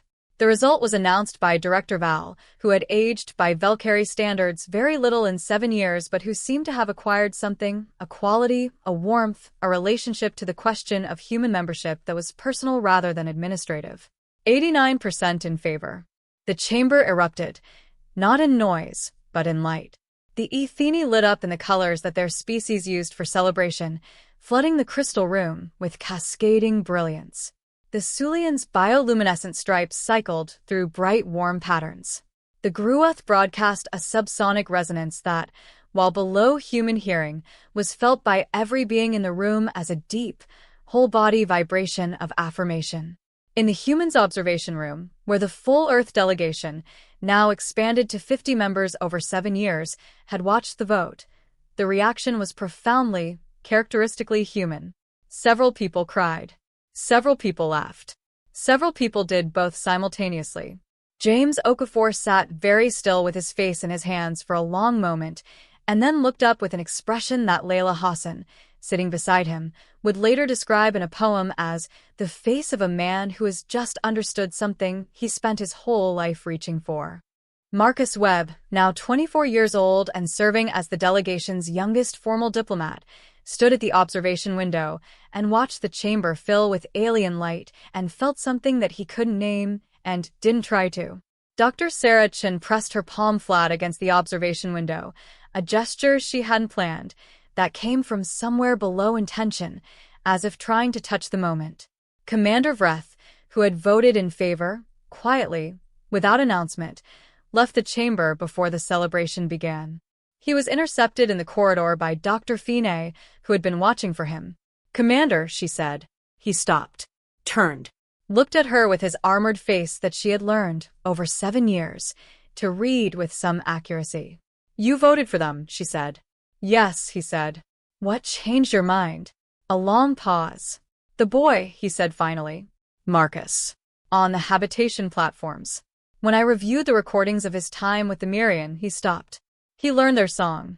He sang it wrong, and it didn't matter. He sang it because it mattered to them. He sang it without any expectation of anything, no advantage, no recognition, nothing except the attempt to connect." He paused again. "I have lived for 900 years. I have evaluated 43 pre-contact species. And I have never, not once, seen a being do something so small and so completely genuine with no thought for themselves." He looked at Finney steadily. "Whatever they are capable of, that frightens me. And they are capable of frightening things, Finney. Don't let the sentiment cloud that. They are also capable of that. And I believe, cautiously, reluctantly, but genuinely, I believe the second thing is stronger than the first." He turned and walked away. Dr. Finney watched him go. "SYMJHY," she said softly, to no one but herself. "Now it begins." Humanity's first century as a member of the Galactic Collective was the most transformative period in human history. The access to collective technology alone was staggering. Medical advances that eliminated dozens of conditions that had killed humans throughout their history. Energy technologies that resolved the fossil fuel crisis and the climate emergency simultaneously. Agricultural methods that ended food scarcity within 40 years. Transportation technology that made interstellar travel impossible for any existing human technology, a real, if initially slow and limited, possibility. These were the practical riches. And they were real, and they mattered enormously, and they improved the lives of billions of human beings in ways both dramatic and intimate. The child who didn't die from a disease that would have killed her a century earlier. The farmer who could grow food in soil that used to be desert. The family that didn't have to choose between eating and heating. But they were not, in the long view of history, the most significant riches that collective membership brought. The most significant riches were what humanity brought out. The first was the mathematical revolution. Kwame Asani's proof had been the opening note of a symphony. In the decades that followed, human mathematicians, working with the collective's vast accumulated knowledge as a foundation and their own particular brand of intuitive, creative, sometimes reckless cognitive approach as the engine, produced a cascade of discoveries that restructured galactic mathematics from the ground up. They didn't do it alone. The collaboration was the key. Human creativity combined with Sulian precision and Valkyrie institutional knowledge produced something that neither could have achieved independently. The collective called it the Human Sulian School, a new approach to mathematical inquiry that spread through every scientific institution in the galaxy within 50 years. Representative Lyon, who had become one of the collective's foremost advocates for human integration, called it in a widely read paper, the first genuine intellectual renaissance in the collective's mathematical tradition in 400,000 years. The second was medicine. Human medicine was, by collective standards, primitive. But it was primitive in interesting ways. Humanity had developed medical traditions on multiple separate continents, in multiple separate cultural contexts, across thousands of years of unconnected development. And those separate traditions had different approaches, different methodologies, different philosophies of healing. The collective's medicine was unified, standardized, enormously powerful in its established areas of competence. But it had blind spots, places where the standardization had calcified into assumption, where the established approach was simply taken as the only approach. Human doctors, brought into collaboration with collective medical researchers through a joint program established 5 years after membership, kept finding the blind spots. Dr. Yuki Tanaka, the immunologist who had been part of the original delegation, spent 40 years working with Sulian researchers on a problem that collective medicine had classified as unsolvable, a degenerative condition affecting the gruoth species that had killed millions of that species over hundreds of thousands of years. The collective's approach had focused on the neurological symptoms, trying to halt the degeneration at the point where it manifested. Tanaka, drawing on human immunological tradition, looked at it differently. She looked for the cause rather than treating the symptoms. Spent 15 years tracing a chain of biological causation that the collective's established framework hadn't looked at because it wasn't where their model said to look. She found it. A genetic vulnerability in the gruoth immune system that, under specific environmental conditions, triggered a cascade of autoimmune response. A vulnerability that, once identified, could be addressed preventively. The cure, it became known simply as the Tanaka Protocol, was approved by the collective's medical consortium 43 years after Dr. Tanaka first proposed her initial hypothesis. By that time, she was 87 years old and in the final years of her short human life.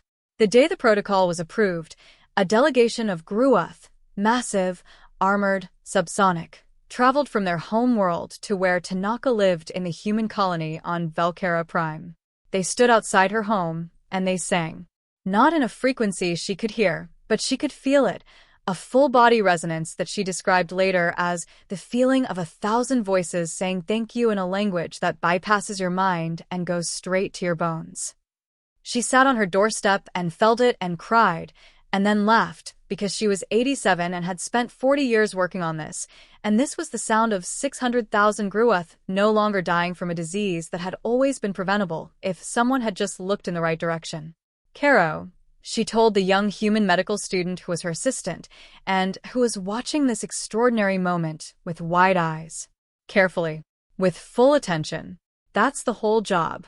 Just look carefully at what's actually there. The third rich thing, and in some ways the most unexpected, was art. The collective had art. Of course it did. 47 species across 2 million years of civilization had produced art of breathtaking variety and power. But the collective's artistic traditions had evolved, as its other traditions had, toward a kind of synthesis, a cross-species aesthetic language that could be understood and appreciated by all 47 member species simultaneously. This was a genuine achievement. The universal aesthetic vocabulary was beautiful and rich and real. But it had traded specificity for accessibility. Human art was specific. Inescapably, overwhelmingly specific. It was made by beings who lived 70 years and were desperate to express something before they ran out of time, in languages that encoded entirely different realities, from cultural contexts that varied so enormously across Earth's 7 continents that a song from one culture was sometimes incomprehensible to another human 1,000 miles away, let alone comprehensible to a Velcari or a Sulian. And yet it was understood. Not immediately. Not always. But the struggle toward understanding, the effort of encountering something genuinely, specifically foreign, and working to meet it, created, in the collective's audiences, a kind of active engagement that passive appreciation of the universal aesthetic language did not. Layla Hassan's poetry had opened the door. Through that door in the decades of membership came everything. Human music in its thousands of traditions. Human visual art in its dizzying variety. Human theater and film and dance and architecture and cuisine, yes, cuisine, The collective had never encountered a civilization that had developed the art of food preparation to anything approaching human complexity, because most species process nutrition more efficiently than humans did, and the discovery that humans had turned the necessity of eating into a fine art form was one of the details that alien beings found most charming and most baffling simultaneously. The Atheni, beings of light who did not eat and had never eaten, developed what they described as a profound aesthetic appreciation for human food. Not for the taste, which they could not experience, but for the philosophy encoded in cooking, the transformation of raw materials into something that nourished body and community and soul simultaneously, the way a shared meal created connection, the specific love language of feeding another being. Matriarch Aule, 6 million years old, asked to be present at a human communal meal. She was invited to a gathering in the human colony district of Velcara Prime, a Sunday dinner, organized by the Okafor family, with James and Amara cooking and several dozen humans, and an expanding circle of alien friends crowded around tables that were too small and filled with food that was too much and conversation that went in 17 directions simultaneously. She hovered at the edge of the room, a being of light in a space full of warmth and noise and the smell of food and the sound of children, and her luminescence cycled through patterns that no one present could fully read, but that Dr. Fine, who knew her better than most, later identified as wonder. "What is this?" Aule asked.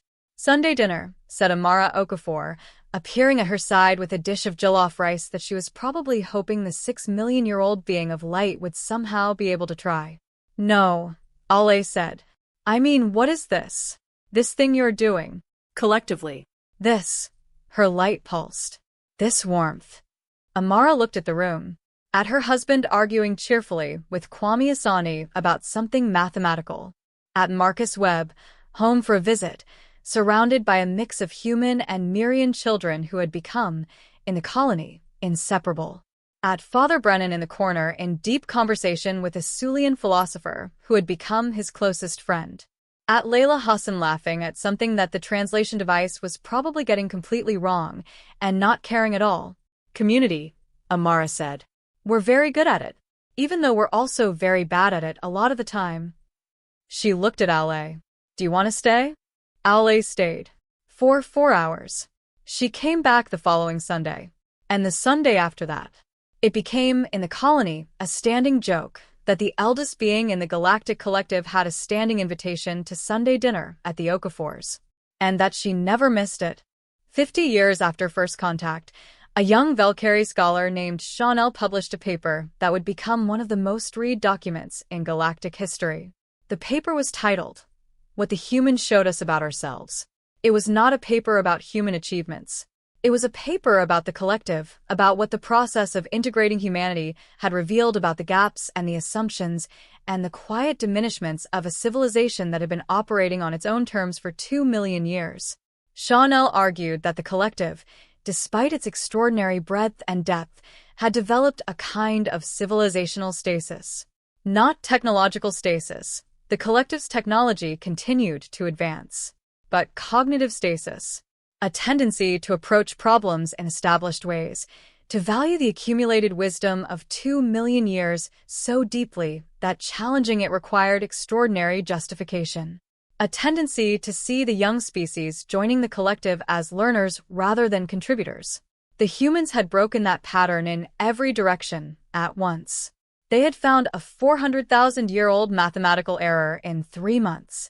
They had looked at a Gruuth degenerative disease from a different angle and found a cure that the established approach had missed. They had brought 7,000 languages into a culture that had largely standardized to one, and the encounter with that plurality had regenerated something in the collective's intellectual culture that stasis had worn smooth. But Chanel's central argument was more subtle. He argued that the collective had, over 2 million years, lost something important: its capacity to be genuinely surprised by itself.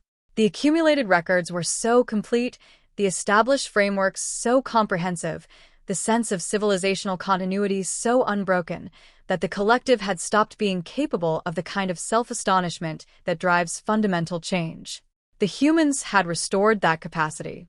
Not by being better than the collective. They were, in most technical senses, still far behind the collective's most advanced species. but by being genuinely, completely, incorrigibly other.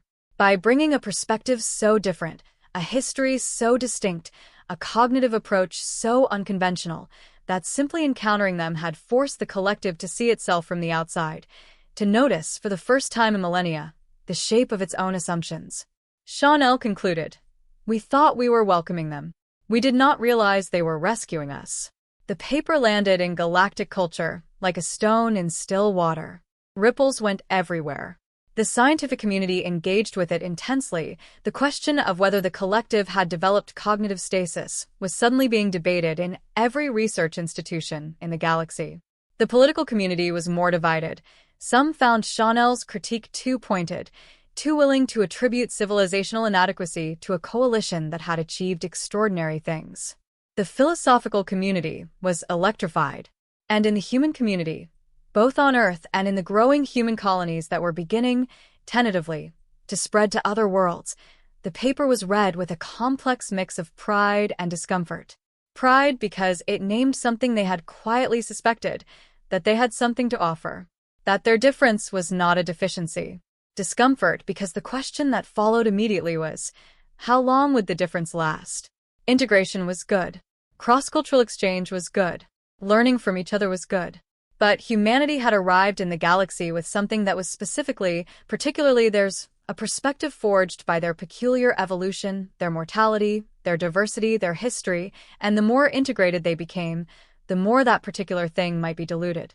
It was Amara Okafor who gave this question its most precise formulation in a lecture delivered at the University of Velcara Prime that was attended, somewhat to her surprise, by beings from 32 different species. "We brought something here," she said. "Something that is distinctly human. And the question I want to sit with today is, what is our responsibility to that thing? How do we share it without losing it? How do we integrate with this galaxy without dissolving into it?" She paused. "My husband is one of the galaxy's foremost mathematicians. My friend Layla is read on 47 worlds. My former student Marcus has spent most of his adult life in space, in contact with more species than most humans will ever meet." She looked around the lecture hall. "And when we go home, when all of us go home, we still eat jollof rice on Sundays. James still tells the same 3 jokes that only he thinks are funny. Our kids still fight about what music to play." She smiled. "We are not trying to stay unchanged. We can't. No one stays unchanged. But we are trying to stay recognizable. To ourselves and to each other and to whoever we are in the future." She let that sit. "The galaxy went silent in awe when it found us," she said. "I want to make sure that when the silence ends and everything continues, and it will continue, and it should, that what the awe was for is still there, still growing, still becoming what it's meant to be." She stepped back from the podium. The lecture hall filled with response from 47 species, sound and light and vibration and frequency, the collective's 47 ways of saying, "Yes, we hear you. We understand." 100 years after first contact, humanity was unrecognizable to anyone who had known it before. Not in the ways that people had feared, not assimilated, not homogenized, not absorbed into the collective's vast cultural machine, but transformed. The way that all things are transformed by encounter, by genuine, sustained, profound encounter with something outside themselves. Earth was not the same planet. Its environmental crises, once existential, had been reversed over the course of 60 years through a combination of collective technology and the collective will of a civilization that had, in the process of going to the stars, finally managed to look back at its home world with the clarity of distance and understand what it was losing. The oceans were cleaner. The atmosphere was healing. The great biodiversity that humanity had spent 2 centuries destroying was being painstakingly, incompletely, but genuinely restored. The inequality that had defined human civilization, the vast gaps between those who had everything and those who had nothing, had narrowed dramatically, not disappeared. Human inequality was stubborn, built into systems with centuries of momentum, and the collective's resources had not magically resolved social structures that were the product of history and culture and power, but narrowed to the point where the desperate poverty that had been the normal condition of billions of human beings was becoming an exception rather than the rule. The wars had not ended. This was the most honest, most painful thing to acknowledge. Human beings had not stopped fighting each other. But the wars were smaller. The weapons used were more constrained. The collective's membership framework included non-proliferation agreements that humanity had agreed to with genuine willingness, understanding that the existence of weapons capable of planetary destruction was incompatible with being part of a community larger than themselves.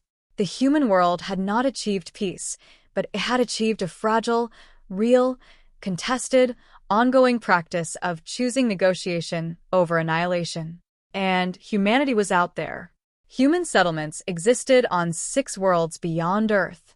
Small settlements, a few thousand people each, mostly scientists and explorers, and the kind of people who had always been drawn to frontiers. They were learning, making the 1,000 practical discoveries of what it meant to live on another world, under a different sun, breathing recycled air and habitats that were simultaneously extraordinary achievements and deeply imperfect homes.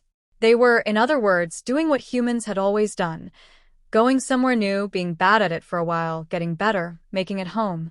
Marcus Webb was 71 years old.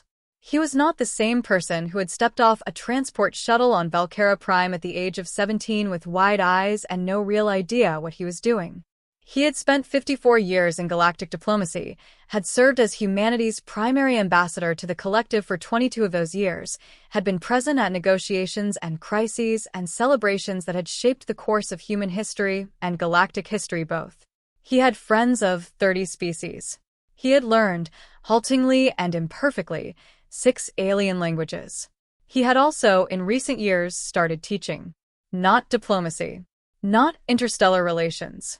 He had gone back, in his late 60s, to a version of what he had done as a 17-year-old on the Mirian habitation platforms, sitting with people, talking, listening. He taught at a school on Velcara Prime, a mixed school, with students from 12 species, the kind of institution that hadn't existed 100 years ago and that now existed because the galaxy was slowly becoming something new. He taught a class called First Contact, not the history of it, though he knew that history as well as anyone but the practice of it. How to encounter something genuinely foreign. How to be present with something you don't understand without trying to immediately explain or categorize or resolve it. How to let astonishment be a gift rather than a problem. His students were 12 to 15 years old, by their species equivalent measures. They were curious and chaotic and frequently didn't do the reading and regularly surprised him by understanding things he hadn't expected them to reach. He told them his story every year in the first class of each term. The kid from Detroit. The Sunday when the sky changed. Standing at the top of the landing ramp and seeing the Ethene for the first time. Learning a Mirian song wrong and it not mattering. And he always ended the same way. When I was your age, he told them, my planet didn't know it was part of a galaxy. We knew the galaxy existed. We'd been looking at it our whole history, but we didn't know we were part of it. We thought we were alone. He looked around the classroom at 12 faces of widely varying morphology, all of them focused on him. You've never known that feeling. You've grown up in a galaxy where 48 species are in conversation, where your school has students from 12 worlds, where the question isn't whether other minds exist, but how many and how different. He paused. That's because of First Contact. That's because, one morning, a scientist named Sarah Chin looked at a message and said, "What exactly are we waiting for?" and just answered it. He looked at his students. "You are what happened next," he said. "You are what the yes became. And I want you to understand, really understand, what that means.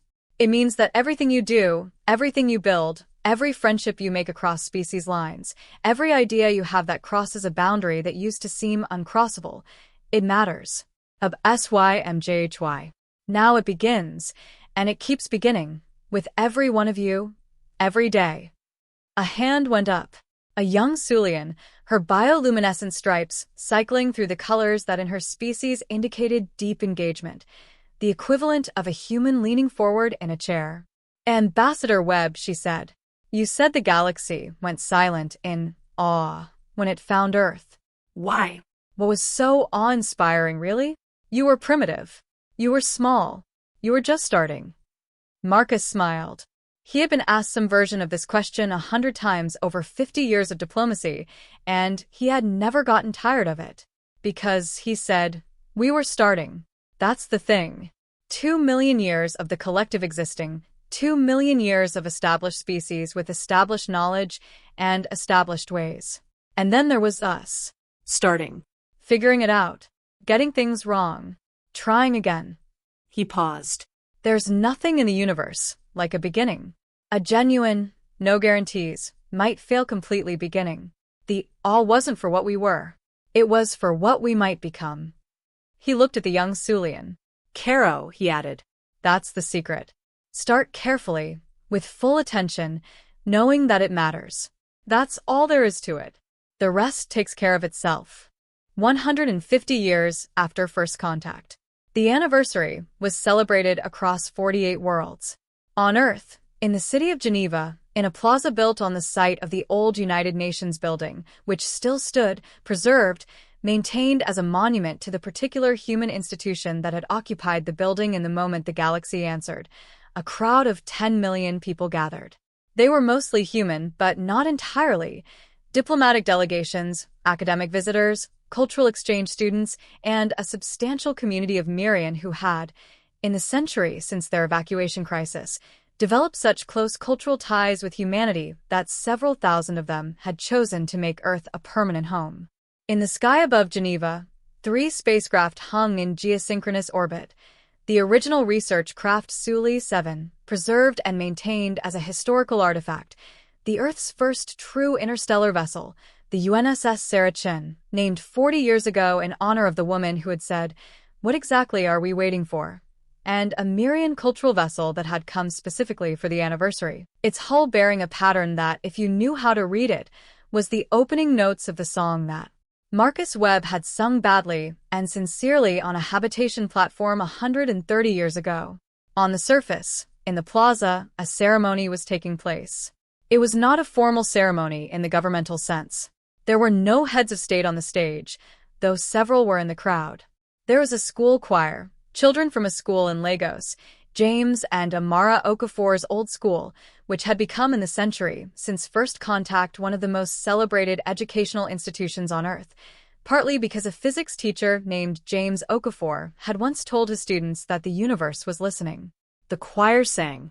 They sang a piece that had been composed specifically for this day, a composition that wove together musical traditions from 30 human cultures and 6 alien ones, that moved through mathematical structures that had been developed in the Sulian-human collaboration and emotional territories that Layla Hassan, now 103 years old and still writing, had spent her life mapping.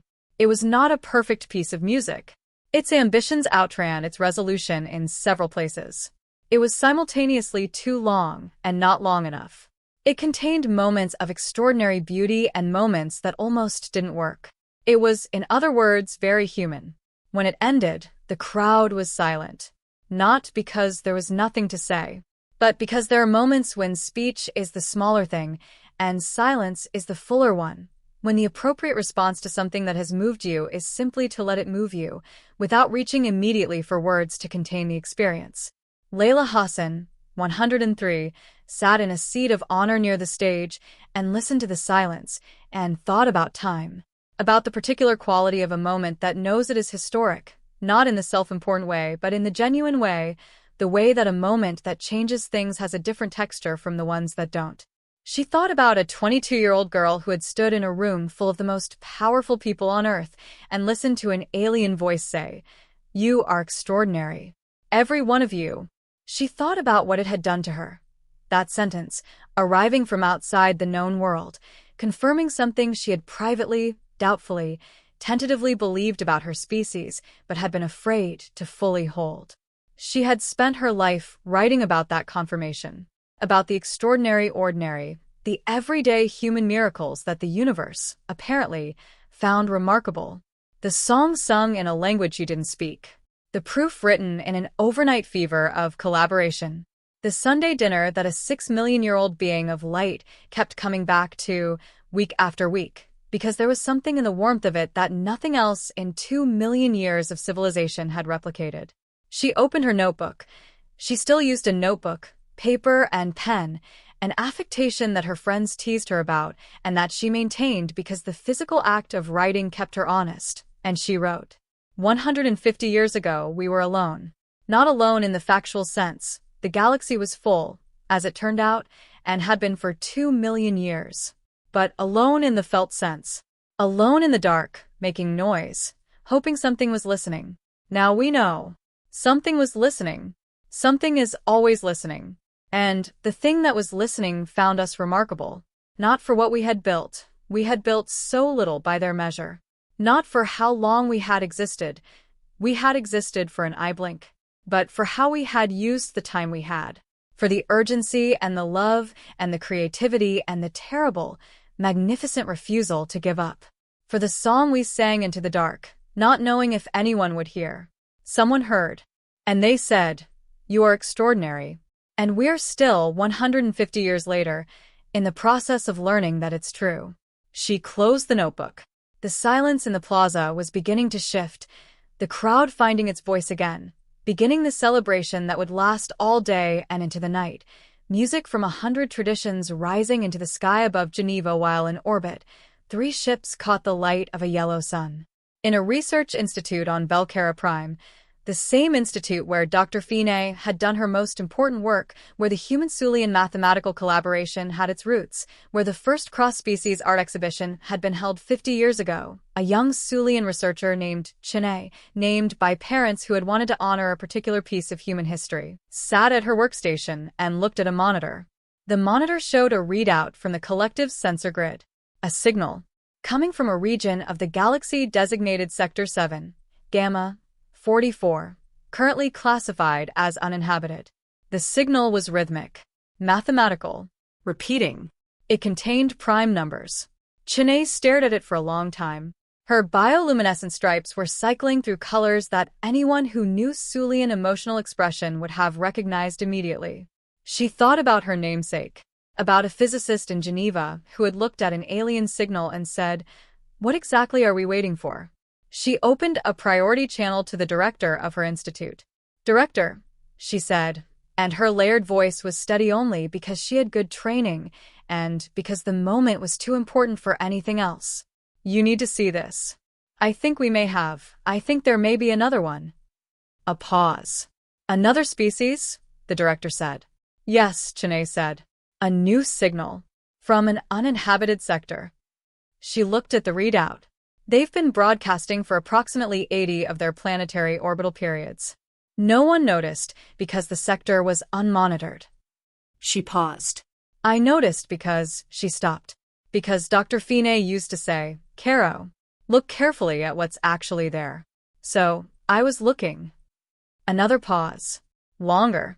"Send it to my office," the director said. "Everything." A further pause. "And Chene." "Yes. Speak to no one about this yet." Chene almost smiled. She had read enough history to know exactly what that meant, to know that she was standing at the beginning of something. She looked at the signal on her monitor. A species she had never heard of, 80 years into their radio age, screaming into the dark and not knowing anyone was listening. "Ob SYMJHY," she said quietly. "Now it begins." In Geneva, the choir had started singing again. Marcus Webb, 71, was in the crowd somewhere. Layla Hassan, 103, was closing her notebook.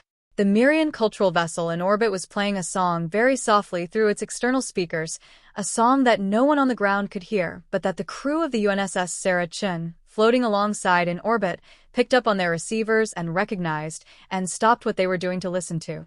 A human song, adapted into Mirian harmonics, bouncing back to human ears, 130 years after a 17-year-old from Detroit had sung it wrong in a corridor on a habitation platform because he thought it mattered to try.